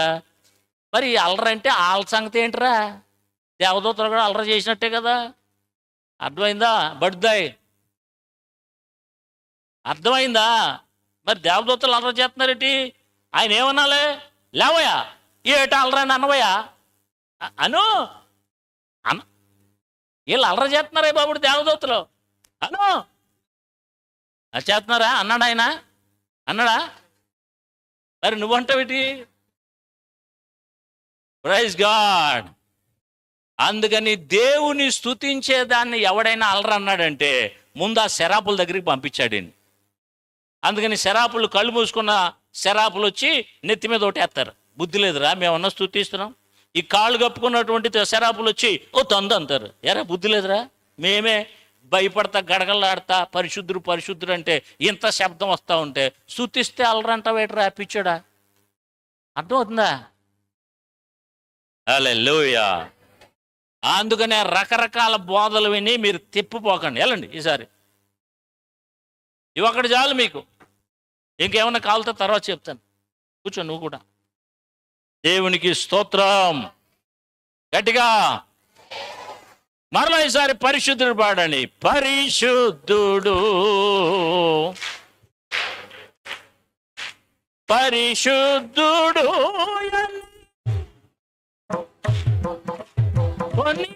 కొనియాడబడుచున్న నా యేసయ్యా వందనం ప్రభు వందనం. పరిశుద్ధుడు పరిశుద్ధుడు. హల్లెలూయా. అందుకని మరలా వెనక్కి వచ్చేస్తే, అంత ప్రతిష్ఠితుడైన దేవునికి ప్రతిష్ఠితుడైన దూతలు ప్రతిష్ఠతతో పాడుతున్న పాట అది. దాంట్లో అల్లరి గత్తరి గందరగోళం ఏమీ లేదు. అల్లరేంటయ్యా అంటే, ఈ అల్లరి ఆరాధన అల్లరి అన్నవాడు భార్యను పట్టుకుని చెతగొట్టేస్తున్నాడు వీడు. ఆవిడ బాబాయ్ బాబాయ్ రక్షించండి రక్షించండి అంటుంది. ఇది అల్లరే. అర్థమవుతుందా? భార్యను పట్టుకుని చెతగొట్టేస్తున్నాడు. ఓ చోటుకి వెళ్తే ఆ సంఘం వాళ్ళు ఏమన్నారంటే, బాప్తీసం మా పాస్టర్ గారు ఏమన్నా కుదరదండి అన్నారు. నన్ను ఏమన్నారు వాళ్ళు. నన్నేమంటే నేనన్నాను, మీ సంఘానికి వచ్చి నేనేమిటంటే మీ పాస్టర్ గారు ఇవ్వాలి అంటే, మా పాస్టర్ గారు చేత తీసుకోవటం మాకు ఇష్టం లేదండి అన్నారు. వాళ్ళకి నమ్మకం లేదు. ఎందుకు నమ్మకం లేదు, ఎందుకు మీరు తీసుకోరంటే వాళ్ళు అన్నారు, మా పాస్టర్ గారు వాక్యం చెప్తాడండి, భార్యను కూడా కొడతాడండి. అందుకని ఆవిడ ఏడుపులన్నీ విన్న తర్వాత ఇలాంటి వాడి చేత బాప్తీసం తీసుకోకూడదని నాకు అనిపించింది. అది అల్లరి. దేవుని స్తుతించడం అల్లరేంటి? దేవుని ఆరాధించడం అల్లరేంటి? దేవదూతలు అయితే అల్లరి చేస్తున్నాయా? ఆయన లేచి ఏమన్నాలే, అల్లరి దేవదూతలరా కూర్చోండా అనాలి కదా. కీర్తన 150 అధ్యాయం రండి. దేవునికి స్తోత్రం. కీర్తన 150 అధ్యాయం అంతా పెద్ద శబ్దంతో దేవుని స్తుతించమనుంది, వాయిద్యాలతో స్తుతించమనుంది. చదవండి కీర్తన గ్రంథం. యెహోవాను స్తుతించుడి, యెహోవాను స్తుతించుడి, ఆయన పరిశుద్ధాలయమునందు దేవుని స్తుతించుడి, ఆయన బలమును ప్రసిద్ధి చేయు ఆకాశ విశాలమందు ఆయనను స్తుతించుడి.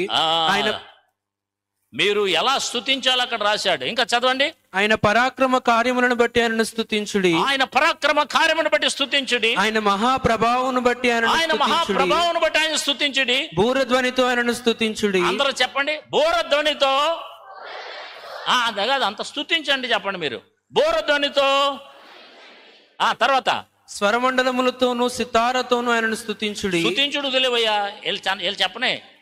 స్వరమండలముతోనూ సితారతోనూ, తర్వాత తంబురతోనూ నాట్యముతోనూ తంతి వాయిద్యములతోనూ పిల్లన గ్రోవితోనూ మ్రోగు తాళములతోనూ గంభీర ధనిగల తాళములతోనూ సకల ప్రాణులు యెహోవాను స్తుతించుదురుగాక. అంటే ఎన్ని అలరేనా? ఎన్ని అలరేనా? మరి ఎన్ని శబ్దాలు వస్తాయి కదా, ఎన్ని అలరేనా? దేవుని స్తుతించడానికి చేసే ఏ శబ్దం అలరు కాదు అసలు. Praise God. అసలు దేవుడు రాబోతున్నప్పుడు శబ్దాలు వస్తేనే వస్తాడు ఆయన. చూడండి 1 తెస్సలోనికీ పత్రిక 4వ అధ్యాయము 16వ వచనం చూడండి త్వరగా. ఆర్భాటముతోనూ ప్రధాన దూత శబ్దముతోనూ దేవుని బూరతోనూ పరలోకము ప్రభువు దిగి వచ్చును. అంటే ఇక్కడ కాదురా బాబు, పరలోకంలో కూడా రకరకాల ధ్వనులు ఉన్నాయి. ఆయన అక్కడ బయలుదేరబోతున్నాడు, అక్కడ ఆర్భాటం జరగబోతుంది, అక్కడ ప్రధాన దూత శబ్దం చేయబోతున్నాడు. దేవుని బోర, దూతల బోర కాదు ఇది, దేవుని బోర. దూతల బోరలు ప్రకటన గ్రంథంలో ఉన్నాయి, ఇదేమో దేవుని బోర. కాబట్టి అవి దూతల బోరలు, ఇది దేవుని బోర. దేవుని బోరతో పరలోకము నుండి ప్రభువు రాబోతూ ఉన్నాడు. అంటే దేవుడు రావాలంటే అక్కడ చాలా శబ్దాలు రావాలి, చాలా ఆర్భాటం జరగాలి, చాలా ఆ ప్రధాన దూత శబ్దం చేయాలి, బోరధ్వని రావాలి. మరి అదంతా ఏమైతే అలరంటున్నారో అక్కడ అన్నీ ఎందుకు జరుగుతున్నాయి? అప్పుడు ఆయన ఏమనాలి, ఇంకా దూతల శబ్దం చేయకండి, బోర ఎవడు ఓడకండి, ఎవడు మాట్లాడుకోండి, అందరూ సియోనులో మౌనంగా ఉండండి, నేను సైలెంట్గా వెళ్ళి వచ్చేస్తానని చెప్పాలి. అంతే కదా, అర్థమవుతుందా? ఆయన ఏమైనా సైలెంట్గా ఉన్నాడా? ఓదో ముందే ఆజ్ఞాపించబడే దూత బోర అవుతుంది. ఆర్భాటం చేయి ప్రధాన దూత, దేవుని బోర ఓదండి. అప్పుడు పెండ్లి కుమారుడు రాబోతున్నాడు. చప్పట్లు ఇప్పుడు కొట్టాలే.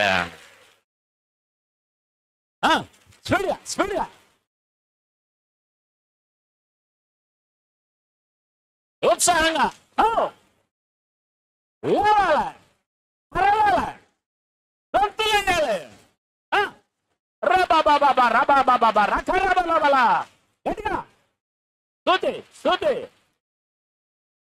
కూర్చొని మీద ఉన్నవాళ్ళు గట్టిగా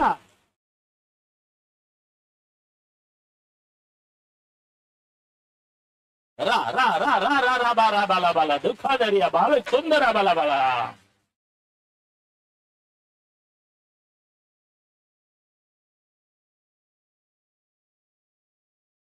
హల్లెలూయా.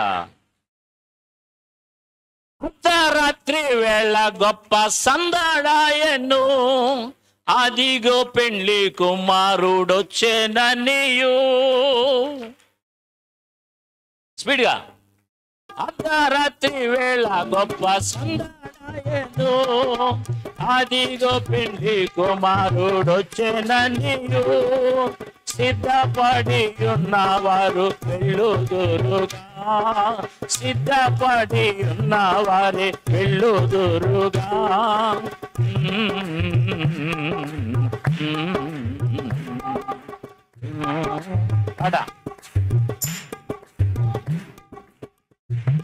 కాబట్టి ఆ శబ్దం అయ్యి ఆర్భాటం జరిగిన తర్వాతే పెండ్లి కుమారుడు రాబోతున్నాడు.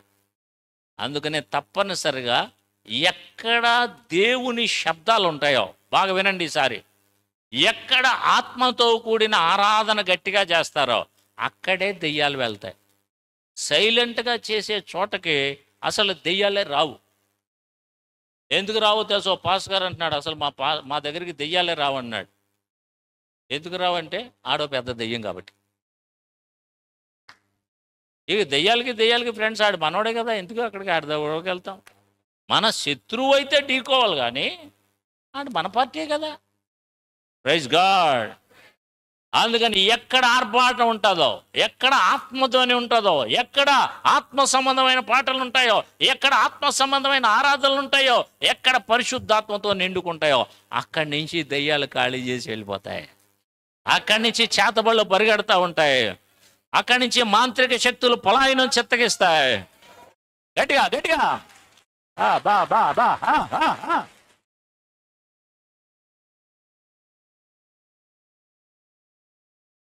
గట్టిగా నూతన అభిషేకం పొందాలి. ఆ వెనకాల వారు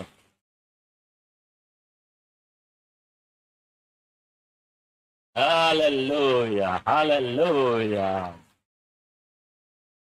ఆమేన్. మరలా వెనక్కి వచ్చేద్దాం, ప్రతిష్టలోకి వచ్చేద్దాం. అంటే మధ్యలో పాయింట్ వచ్చింది కాబట్టి అక్కడ పోయాం. మళ్ళీ వెనక్కి వచ్చేసి ప్రతిష్టలోకి వచ్చేద్దాం. కాబట్టి ప్రతిష్టత అంటే దేవుని కొరకైన ప్రతిష్టత. ఇప్పుడు దేవుడు వస్త్రధారణలో ప్రతిష్ఠితుడుగా ఉన్నాడు. అందుకనే ఆయనకి నిండైన వస్త్రధారణ. అర్థమవుతుందా? అందుకని వస్త్రధారణలో కూడా ప్రతిష్ఠ చేసుకోవాలి. దేవుని పిల్లలు ఇష్టం వచ్చినట్టు పిచ్చి పిచ్చి డ్రెస్సులు, పిచ్చి పిచ్చి బట్టలు కట్టుకోకూడదు. మన వస్త్రధారణ ప్రతిష్ఠితగా ఉండాలి. అందుకనే దేవుని మందిరానికి వచ్చినప్పుడు ఒక డ్రెస్ కోడ్ మెయింటైన్ చేస్తాం. తెల్లని వస్త్రాలు ధరించుకున్న వీరు ఎవరైనా ప్రకటన గ్రంథంలో 7లో ఉంది కాబట్టి తెల్లని వస్త్రాలు ఒక ప్రతిష్ఠిత వస్త్రం కింద భావించి ఆ తెల్ల వస్త్రాలు, అంటే తెల్ల వస్త్రాలు వేసుకున్నంత మాత్రాన పరిశుద్ధులని కాదు, ఓ డ్రెస్ కోడ్, రంగురంగుల బట్టలు, రకరకాలైనటువంటి ఎన్ని పిచ్చి పిచ్చి పొట్టి బట్టలు ఎన్ని పెట్టుకుంటే ప్రతిష్ఠితమైన ప్రజలు కాదు వాళ్ళు.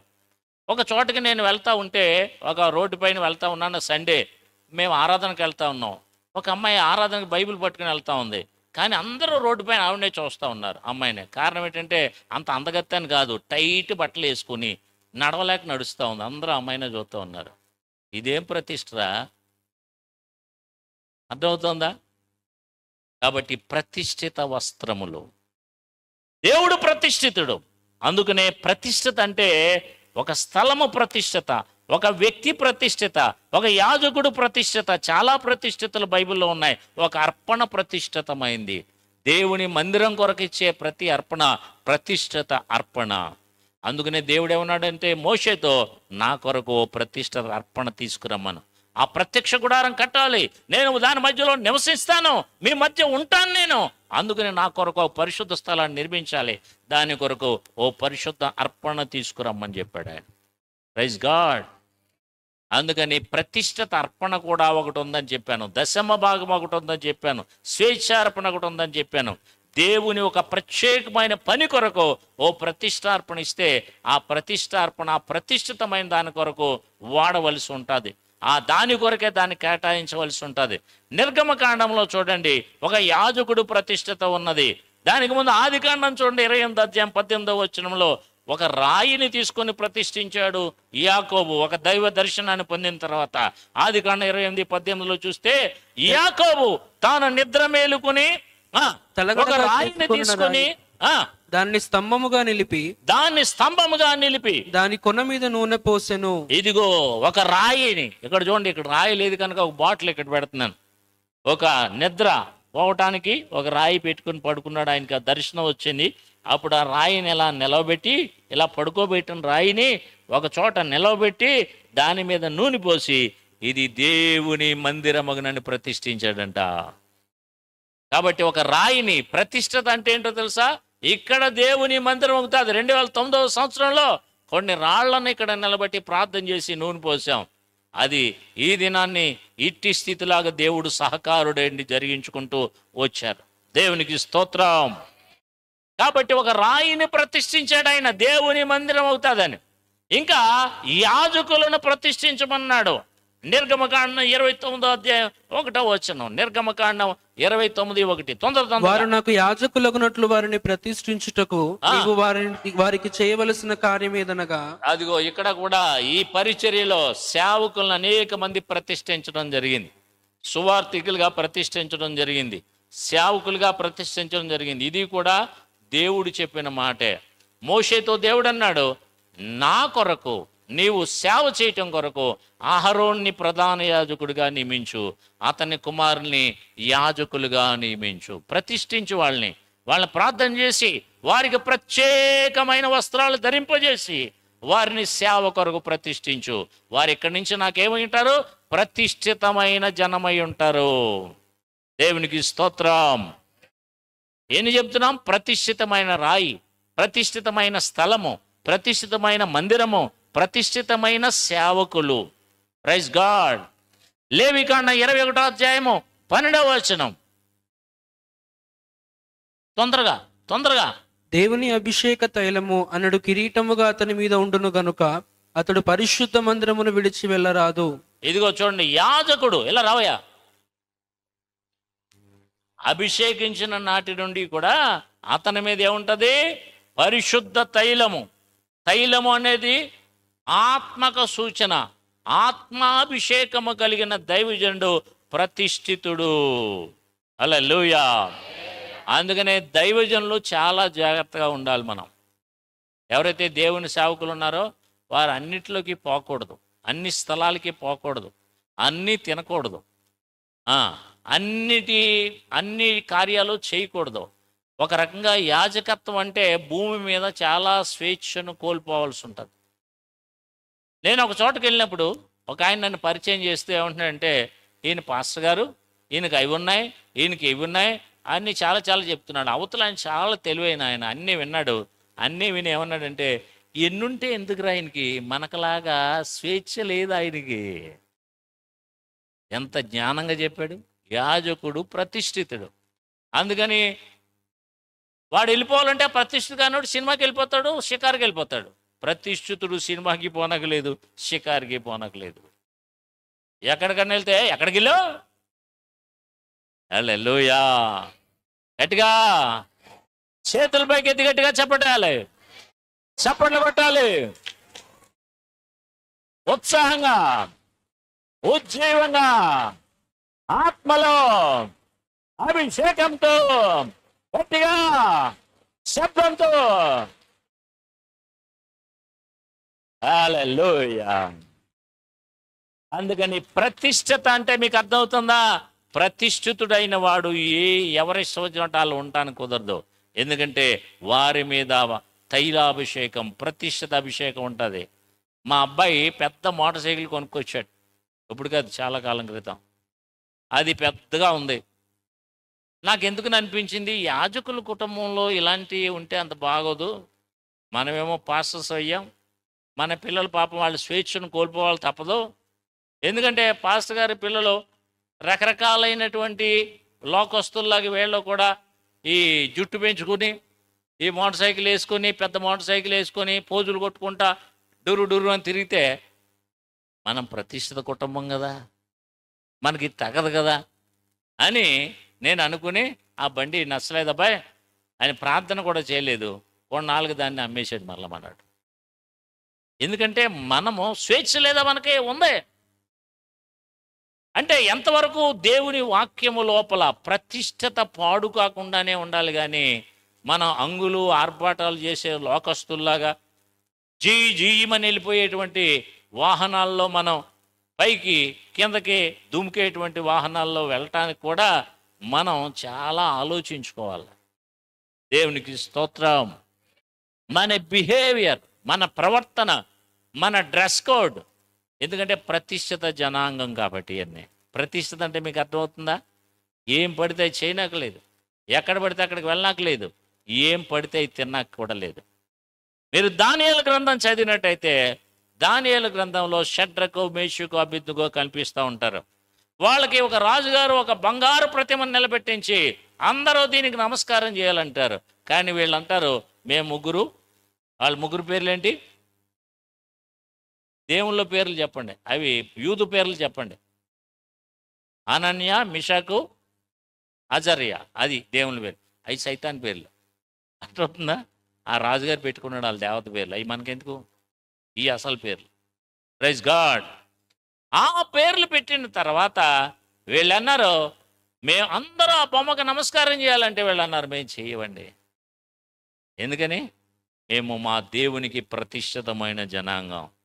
రాజా మాకు ఉద్యోగాలు ఇవ్వచ్చు, మమ్మల్ని పోషించవచ్చు, మా కొరకు ఎన్నైనా చేయొచ్చు, కానీ మీరు నిలబెట్టిన ఆ బొమ్మకు మాత్రం బొమ్మలకు మొక్కబు కన్నా అయ్యా స్వామి, బొమ్మలకు మొక్కబు కన్నా రాయిలో లేడన్నా జీవమే తానన్నా, మట్టిలో లేడన్నా మహిమయే తానన్నా. కాబట్టి మహిమగల దేవుణ్ణి పూజించే మేము ఈ మట్టి బొమ్మలను ఎలా పూజిస్తాం? వాటికెలా నమస్కారం చేస్తాం? Praise God. ఎందుకో తెలుసా? దేనికి పడితే దాన్ని నమస్కారం చేయటానికి నువ్వు ప్రతిష్ఠితమైన జనం. అర్థమవుతుందా? మీరు మంచి విశ్వాసాలుగా ఉన్నారు, కానీ వివాహం దగ్గరికి వచ్చిన తర్వాత మీరు కానీ మరలా విగ్రహాంలోకి వెళ్ళిపోతే, ఆ పెళ్లిలోకి వెళ్ళిపోయారు అనుకోండి, మీ ప్రతిష్ఠత పాడైపోతుంది. అక్కడ కూడా నిలబడాలి. నా వివాహ విషయంలో చాలా గట్టి ఒత్తిడి వచ్చింది. మా ఊళ్ళో పెద్దలందరినీ పోగు చేసుకొచ్చాడు మా నాన్నగారు ఆ పెళ్లి చేసుకోమని. ఎందుకంటే ఆయన పెద్ద పార్టీ, ఎక్కువ డబ్బులు కూడా ఇస్తా అన్నారు. మా నాన్నగారు అటు వెళ్ళిపోతున్నాడు, పెళ్లి చేసుకున్న తర్వాత ఏదో ఏడట్టున్నాడు. మనమేమో ప్రతిష్ఠితులం కాబట్టి గట్టిగా చెప్పాం, మేము మరి అలా చేస్తే విగ్రహారాధనలోనికి వెళ్ళిపోతాం. అందుకని ప్రతిష్ఠితులుగా ఉండాలి కనుక ఆ వివాహం చేసుకోలేం, ఆ పూజ చేయం. అంటే అవతల వాళ్ళు కోపం రావచ్చు, కానీ షడ్రకు, మేషకు, అదే అనన్య, మిషాయేలు, అజర్య చెప్పారు మేము మీ బొమ్మకు నమస్కరింపము. ప్రతిష్ఠత. అర్థమవుతుందా ప్రతిష్ఠత అంటే? కాబట్టి దేవుని ప్రజలు రకరకాల ప్రతిష్ఠతలు ఉన్నాయి. ఇంకా ఎదరికెళ్ళిన తర్వాత దానికి ముందుగా జరిగిన వృత్తాంతం ఏంటంటే రాజు భుజించు భోజనాన్ని ఇమ్మన్నాడు వీళ్ళకి, ఈ 10 మందికి కూడా. కాబట్టి ఈ నలుగురు చెప్పారు దానియేలుతో కూడా కలిపి, రాజుగారు భుజించు భోజనం మేము తినము. ఎందుకు తినం? రాజు భోజనంలో బలి అర్పణ మాంసం ఉంటుంది, బలి అర్పించిన మాంసం ఉంటుంది. రాజులు బలి అర్పిస్తారు. మీరు కావాలితే చూడండి, ఏ కోటలోకి వెళ్ళినా గృహ వాళ్ళ దేవత ఉంటుంది. ఏ రాజు పూజించే ఆ గృహ దేవతలు ఉంటాయి, వాటికి బలి అర్పించి అవి తింటారు. కాబట్టి రాజు భుజించు భోజనం, వారు అన్య రాజులు కనుక ఆ భోజనాలు పెడతారు. ఇంకా రాజు భోజనంలో మద్యము కూడా ఉంటుంది, ద్రాక్షరసం ఖచ్చితంగా ఉంటుంది. అందుకనే ఈ భోజనం మాకు వద్దు. భోజనములో ప్రతిష్ఠితులుగా ఉండాలి. చాలా విచారకరం, ఈ దినాన్ని దైవ సేవకులు సైతం అన్ని భోజనాలకు వెళ్ళిపోతూ ఉన్నారు. వాళ్ళకి మొక్క దొరికితే చాలు, ఏ మొక్క అయినా పర్వాలేదు, బలి అర్పించదన్నా తినేస్తూ ఉన్నారు. మీరు కొరింథీ పత్రిక 10వ అధ్యాయం స్పష్టంగా చదవండి. ఎవరైతే బాప్తిష్యం తీసుకుని ప్రభు శరీరం తిని ప్రభు రక్తంలో పాలు పంపులు పొందుతున్నారో వారు విగ్రహములకు బలి ఇచ్చిన వాటిని తినుటలో దానిలో కూడా పాలు పంపులు పొందుతున్నారు. పౌలు ప్రశ్నిస్తూ ఏమంటాడంటే, మీరు ఈ పాత్రలో ఉంది, అక్కడ వెళ్ళి ఆ పాత్రలో ఉంది, రెండు కూడా మీరు తాగుతారా? ప్రతిష్ఠితులు కనుక ప్రతిష్ఠితులుగా ఉండండి. చప్పట్లు కొట్టి దేవునికి గణపరచాలి ఉత్సాహంగా. Glory glory glory glory.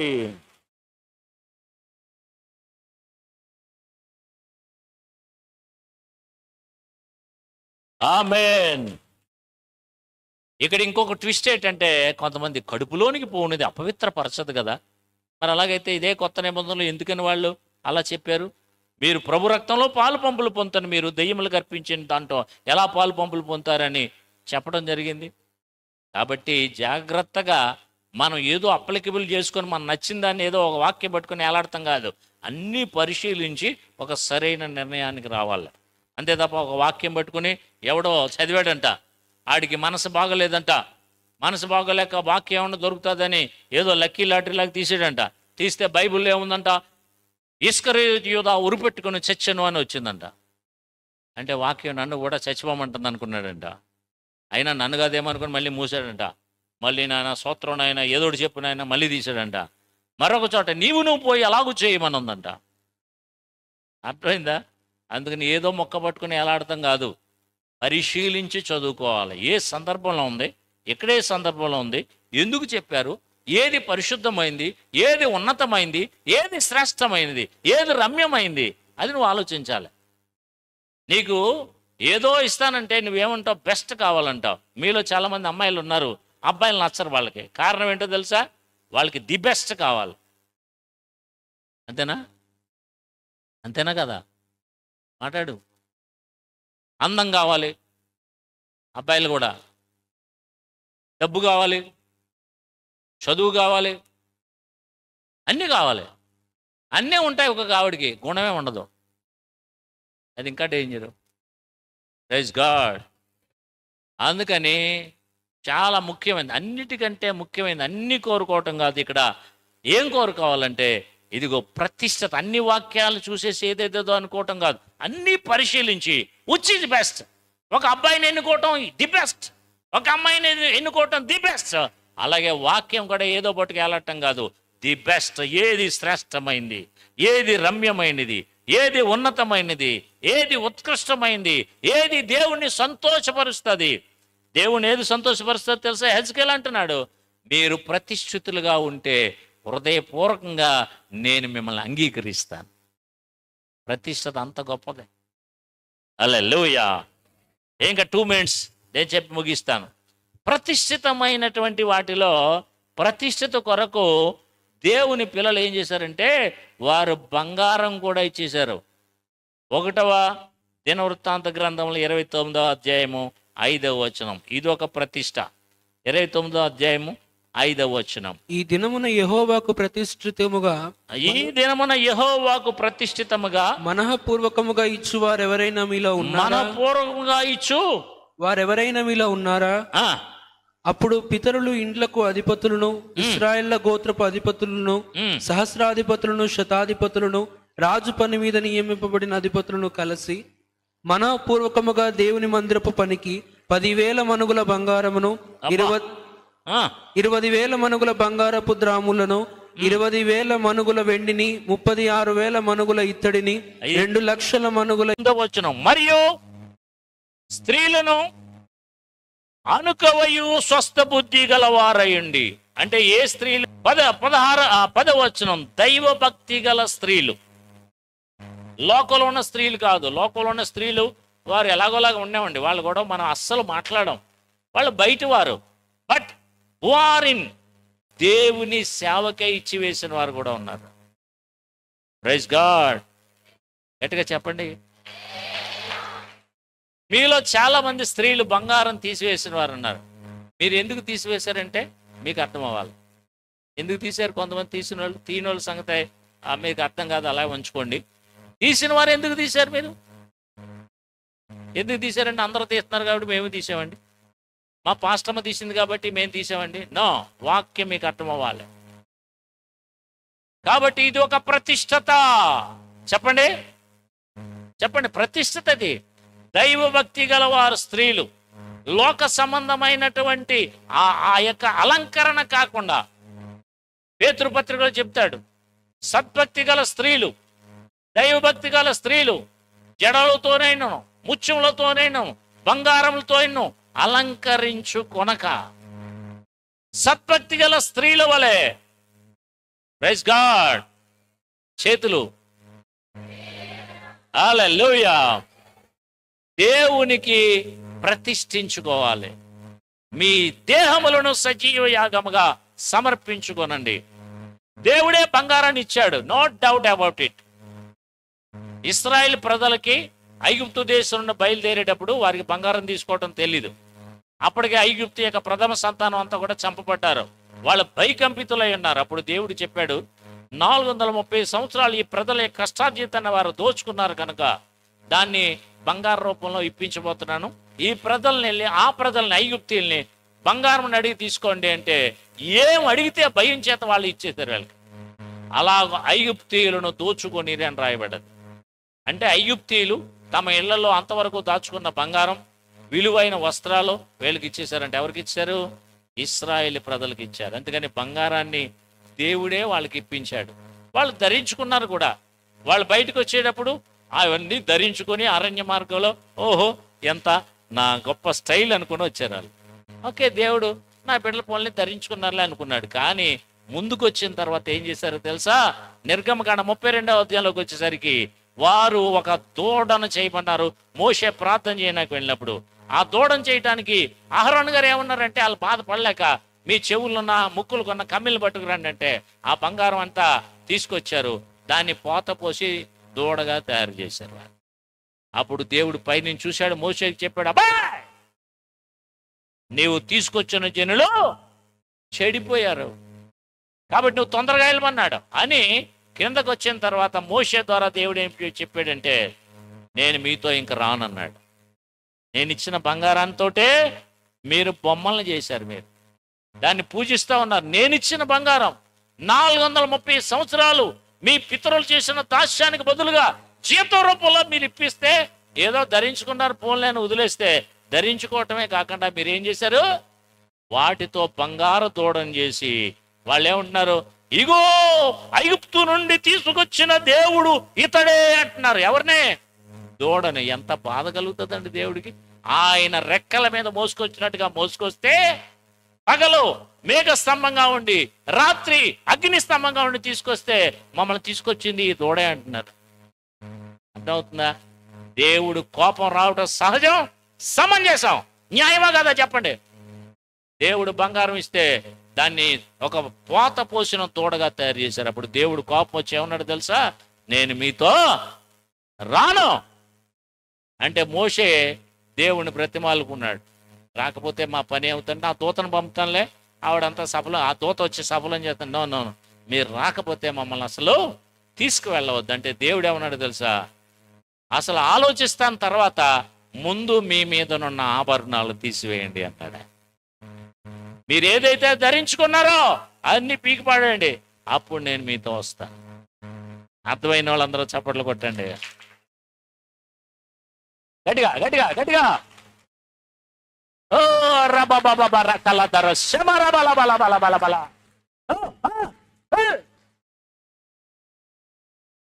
ధర.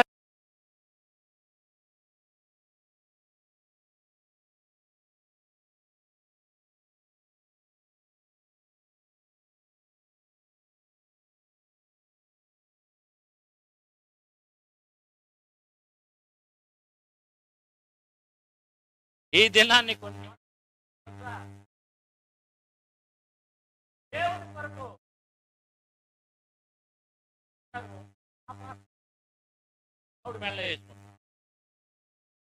వీళ్ళు ప్రతిష్ఠించుకుంటున్నారు, వీళ్ళ ప్రతిష్ఠ పోగొట్టుకుంటున్నారు.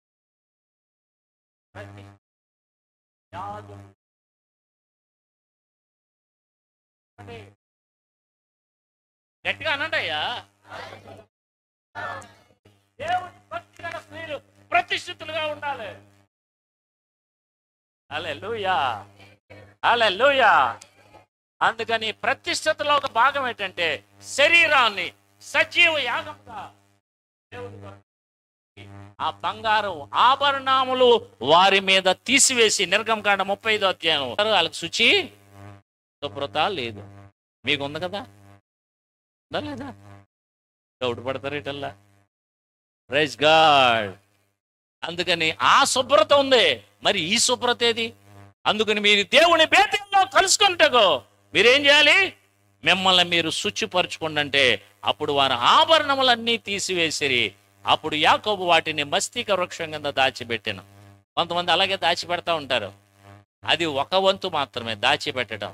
దాచిపెట్టిన దాన్ని దేవునికి ఇచ్చేయటం అది ఇంకొక ప్రతిష్ట, ఇంకొక స్టెప్. కొంతమంది తీసేస్తారు, పెట్టులో పెట్టుకుని వారానికి ఒకసారి చూస్తూ ఉంటారు, ఉన్నాయా లేదా, సూత్రం ఉన్నాయినా ఉన్నాయి. Praise God. లోతైన సమర్పణ. నా భార్య వస్తువులన్నీ తీసేసింది ఒక దినాన్ని. ఆమె మందిరానికి ఇచ్చేసింది. ఇదిగో నాకు వద్దండి, ఇంకా దేవుని పనికి వాడమని ఇచ్చేసిందంట. ఇంకో పాశ్రమ తీసింది. ఆవిడ కూడా ఎందుకు తీసిందో తీసింది, కానీ మొత్తం మీద తీసి కోడలు పిలిచి, అమ్మా ఈ బంగారం అంతా వేసుకోమని చేసినారు. రెండింటికి మన వ్యత్యాసం చూడండి. There is a lot of difference. Dedicated to the lord and dedicated to the son in law, daughter in law. హల్లెలూయా. నేను ఈరోజు ఏం చెప్తాను? మందిర ప్రతిష్ట, యాజకుల ప్రతిష్ఠిత, ప్రతిష్ఠిత జనము, ప్రతిష్ఠితమైన ప్రజలు. ప్రతిష్ఠితమైన ప్రజలు అన్ని తినటంలో అక్కడ దానియేలు, షడ్రకు, మేషకు వీళ్ళందరూ కూడా మేము తినము, ప్రతిష్ఠితులుగా ఉంటామన్నారు. ఆ బొమ్మకు మొక్కమన్నారు. స్త్రీలు ప్రతిష్ఠితులుగా ఉండాలి. ఇజ్రాయేల్ ప్రజలు ప్రతిష్ఠిత పాడు చేసుకున్నారు. బంగారం ఇస్తే దాన్ని దూడం తయారు చేశాడు. అందుకనే దేవుడు అన్నాడు, చంపేస్తాను మీ మధ్యకి వచ్చానంటే. రేయ్, మన కోపం వస్తే ఏమంటాం? నేను వచ్చానంటే అమ్మ 2 సార్లు చెప్తాది పిల్లకి, ఆ పని చేయొద్దు అన్నాను, పని చేయదు. అప్పుడంటది నేను వచ్చానంటే అది అంటున్నాడు దేవుడు. నేను వచ్చానంటే ఈపి విమానం మొత్తం ఎక్కిపోద్ది, చంపేస్తానే అనుకున్నారా? నేను ఇచ్చిన బంగారాన్ని బొమ్మలు చేస్తారా, మళ్ళీ వేసుకుని తిరుగుతారా? తీసాడే.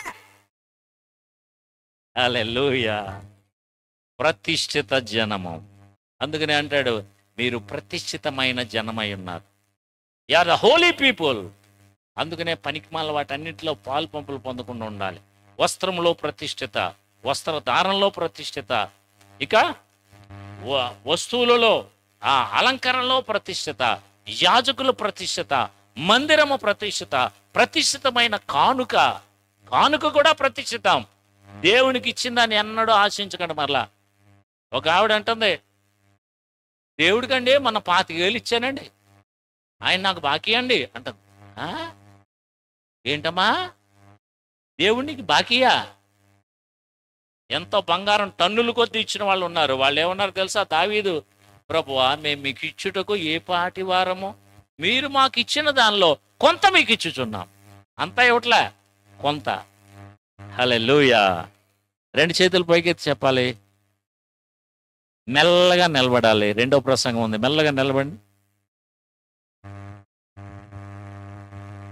మరలా ఈ మందిర ప్రతిష్ఠ రోజున మరొక్కసారి ప్రతిష్ఠించుకుందాం. మనం తొందరగా లేచి నిలబడదాం. అలా చేతులు పైకెత్తి నేను మెల్లగా పాట పాడుతూ ఉంటాను, మీరు మెల్లగా ప్రతిష్ఠించుకోండి. అందరూ కళ్ళు మూసుకోండి. యవనస్తులు అందరూ క్లోజ్ యువర్ ఐస్ దయచేసి. మంచిగా 2 చేతులు పైకెత్తి కళ్ళు మూసుకోవాలి. నిన్ను నీవు, నన్ను నేను, యాజకులు మరొకసారి ప్రతిష్ఠించుకోవాలి. ఒకవేళ సేవలో వెనకబడిపోతున్నామేమో, ఈ ఉదయకాలం చెప్పిన విషయాలు ఏ విషయంలో మనం తేడాగా ఉన్నామో ఒకసారి మరలా ప్రతిష్ఠ చేసుకో. రీడెడికేషన్, మరలా తిరిగి సమర్పించుకుందాం. ప్రభువా నిజమైన ఆయన, నేను వేటిని దుర్లాభాన్ని అపేక్షిస్తూ ఉన్నానేమో, వేరే విధంగా నేను వెళ్తా ఉన్నానేమో, ఒక మంచి ప్రార్థనా జీవితం కలిగి లేనేమో, ఒక యాజకుడిగా వాక్య ధ్యానం కలిగి లేనేమో, మరలా నేను ప్రతిష్ఠించుకుంటున్నాను. ఇదిగో వస్తు సమర్పణలో నేను లేనేమో, పవిత్ర జీవితంలో పడిపోయినేమో, మరొకసారి ప్రతిష్ఠించుకుంటున్నాను. ప్రతి విధమైన అపవిత్రమైన వాటిని తిరుచున్నానేమో, ప్రతిష్ఠ చేసుకుంటున్నాను. ఇగో మీరు ఇచ్చిన వాటిని మీ కొరకు నేను అప్పగిస్తూ ఉన్నాను నాయన. ప్రతి వారు వివాహంలో ఆ బొమ్మకు మొక్కే విషయంలో హల్లెలూయా. 2 చేతుల పైకెత్తి హల్లెలూయా, హల్లెలూయా.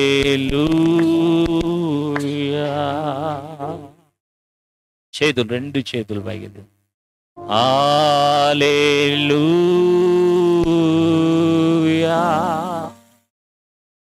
హల్లెలూయా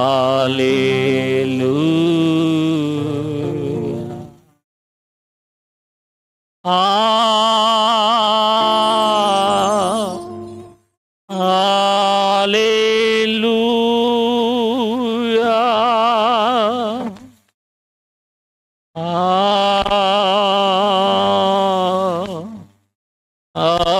హల్లెలూయా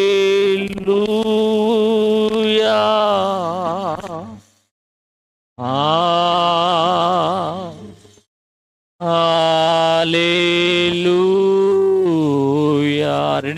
రెండు చేతులు ఆకాశం వైపు చూపిద్దాం.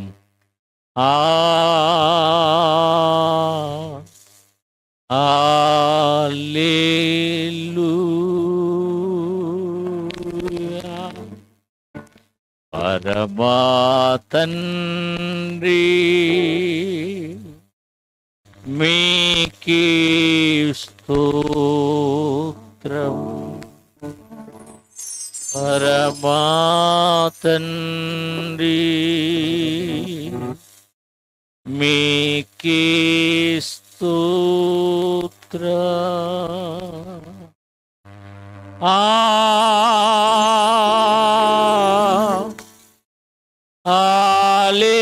హల్లెలూయా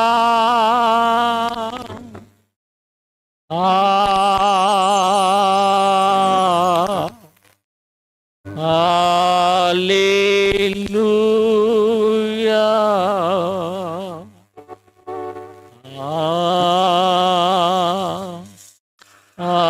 హల్లెలూయా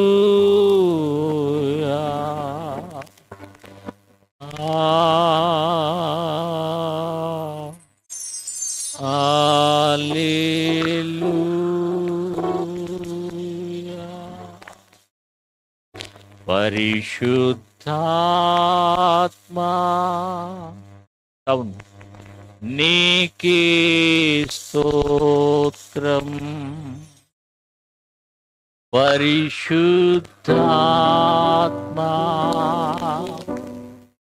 మీకే స్తోత్రం.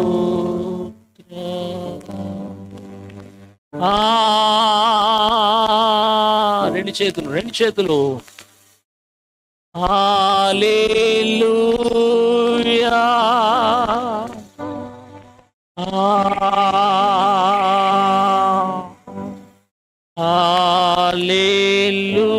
హల్లెలూయా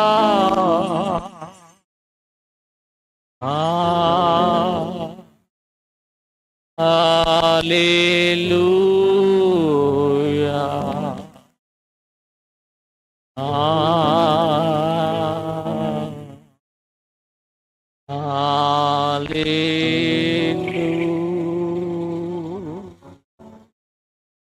ఈసారి మనం సమర్పించుకుందాం మరొకసారి. ఎంతవరకు ఎక్కడ నేను లోపము కలిగి ఉన్నానో నా ప్రతిష్టతలో తిరిగి దాన్ని సరి చేసుకోవటానికి, ఏ విషయంలో ప్రతిష్ఠితురాలుగా లేనో ఆ విషయంలో ప్రతిష్ఠించుకోవటానికి సహాయం చేయండి నాయనా. నేను అలా ఉండబోతున్నాను. ఆ జీవితం నీకు అంకితం ఇస్తాను. లోక సంబంధిగా కాదు, అపవిత్రమైన వ్యక్తిగా కాదు, నీలోనే జీవిస్తానయ్యా. చేతులు అలా పైకెత్తి కన్నీళ్ళు వస్తే ఆపుకోవద్దు.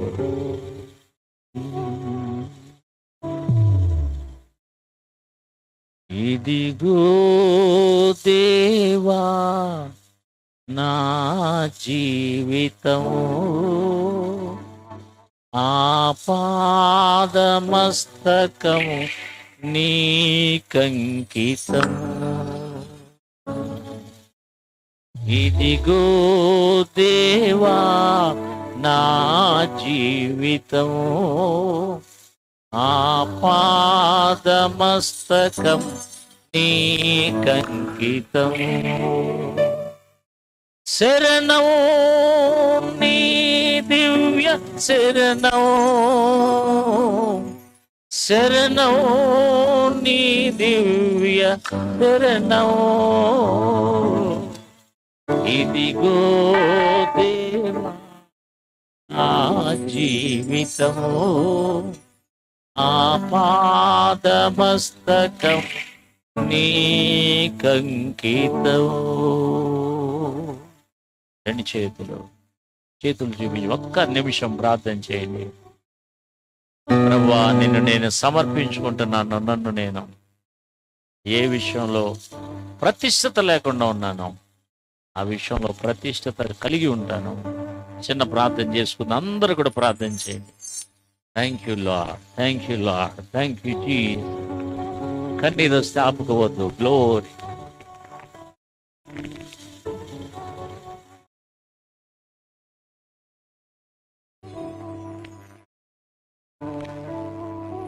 స్తోత్రం స్తోత్రం స్తోత్రం స్తోత్రం స్తోత్రం. మహోన్నతుడా, మంచి దేవా, నమ్మదగిన వాడా, ఆశ్చర్యకరడానికి స్తోత్రాలు ప్రభా. అయ్యా అమ్మ తండ్రి, సంఘముగా మేము ఇక్కడ చేరి ప్రభా, మందిర ప్రతిష్ఠిత దినములో మమ్మల్ని చేర్చి ఉదయకాలంలో ప్రభా సేవకులు ఏ రీతిగా ఉండవలసి ఉన్నది, మందకు మాదిరిగా ఉండాలని అనేక విషయాలు మాకు బోధింపజేశారు నాయన. నీకు వందనాలు అయ్యా. మా తండ్రి, క్రైస్తవులుగా ఉన్న మేము మా తండ్రి అయ్యా లోకంలో జీవించినట్టుగా లోకం మాలో ఉండకుండానట్లు అయ్యా ప్రతిష్ఠిత కలిగి, ప్రతిష్ఠిత జనముగా మా తండ్రి, ప్రతిష్ఠిత వస్త్రధారణ కలిగి, భోజనం విషయంలో ప్రతిష్ఠిత కలిగి, అర్పణ విషయంలో ప్రతిష్ఠిత కలిగి, సమస్త విషయంలో ప్రభా నీకు స్తోత్రం నాయన. అయ్యా ప్రతిష్ఠ కలిగి నిన్ను మహిమపరిచే పాత్రలుగా ఉండటం నిమిత్తమై ప్రభా ఈ రోజు మాకు సూటిగా తేటగా మాట్లాడి బోధింపజేసిన విధానాన్ని బట్టి నీకు వందనాలు. నీ దైవ సేవకుల నోట నీ మాటల నుంచి ప్రభా నీకు స్తోత్రం నాయన. మమ్మల్ని బలపరిచి ఉజ్జీవింపజేసి ఆదరించి కృప చూపించారు. అందును బట్టి నీకు వేలాది వందనాలు, కృతజ్ఞతాస్తుతులు, స్తోత్రాలు. చేరి వచ్చిన ప్రతి బిడ ప్రభా అయ్యా ఈ దినమున ప్రత్యేకమైన తీర్మానాలు కలిగి ప్రభా ప్రతిష్ఠిత జనముగా మా తండ్రి నీకు స్తోత్రం. నీ కొరకు బ్రతుకున్నట్లు మా తండ్రి మమ్మల్ని మేలునకై మీరు జ్ఞాపకం చేసుకోనండి ప్రభా. అయ్యా మేలునకై జ్ఞాపకం చేసుకోనండి నాయన. నీకు వందనాలు అయ్యా. ఇచ్చుట విషయంలో నాయన అయ్యా ప్రతిష్ఠిత కలిగి ధారాళముగా ఇచ్చుటకు నీ కృపను అనుగ్రహింపజేయండి. స్వేచ్ఛార్పణలు, కృతజ్ఞతార్పణలు మొత్తం నీకు స్తోత్రము నాయన. ప్రథమ ఫలాలు, దశమ భాగములు నాయన నీకు వందనాలు. నేను ఇచ్చి ఘనపరిష్టకు నేర్పించండి నాయన. అయ్యా మా చూపులు, మా మాటలు, మా ప్రవర్తన సమస్తము మా తండ్రి నీకు అంగీకారములగినట్లు, ప్రతిష్ఠిత జనముగా మేము ఉండునట్లు ప్రత్యేకము ఇక్కడ చేరి వచ్చిన ప్రతి బిడని మా తండ్రి మీరు దీవించి పంపించమని వేడుకొని ఇచ్చినాము నాయన. ప్రతి బిడను మా ప్రభా నూతనమైన కృపతో నింపి పంపించండి నాయన. ప్రతి బిడను మా తండ్రి నీకు స్తోత్రము రూపాంతరంలోనికి నడిపించి ప్రభా ప్రతిష్ఠిత జనముగా మీరు స్థిరపరిచి పంపుచున్నందుకై నీకు వందనాలు. ఈ పరిచర్యను మీరు విస్తరింపజేయించినందుకై నీకు వందనాలు. ఈ పరిచర్యలో మా తండ్రి నీకు స్తోత్రము నాయన. సహకారులుగా మేముండి ప్రభా అయ్యా నీకు స్తోత్రము నాయన. బ్రాంచెస్ లో పని చేయటకు ఇచ్చిన కృపను బట్టి నీకు వందనాలు.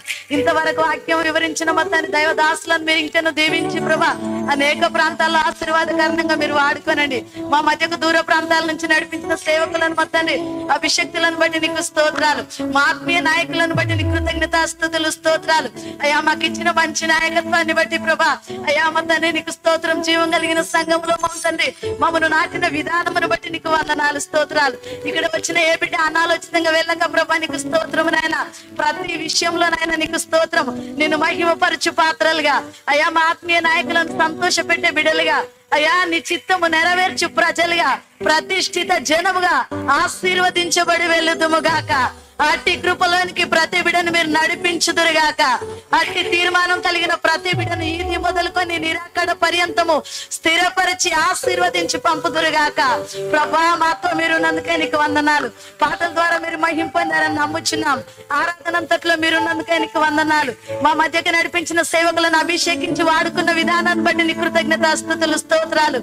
అయ్యా మమ్మల్ని ఈ రీతిగా మా తండ్రి ఏర్పరచబడిన గుంపులో నీ బిడల సంఘంలో మమ్మల్ని చేర్చి మరి ఒకసారి నీ పరిశుద్ధమైన శ్రేష్టమైన నామమును ఉచ్చరించుటకును, పాడుటకును, స్తుతించుటకును మా తండ్రి ఇచ్చిన ఈ కృపను బట్టి నీకు వేలాది వందనాలు, కృతజ్ఞతాస్తుతులు, స్తోత్రాలు చెల్లిస్తూ సమస్త విషయంలో మమ్మను మేము నేల మట్టుకు తగ్గించుకొని నీ నామమును ఎత్తిపరచనైంటుగా మీరే మహిమ, ఘనత, ప్రభావములు పొందుమని యేసయ్య ప్రశస్తమైన నామంలో ఈ ప్రార్థన సమర్పించి వేడి పొందుకొని ఉన్నాం పరమ తండ్రి. ఆమేన్, ఆమేన్.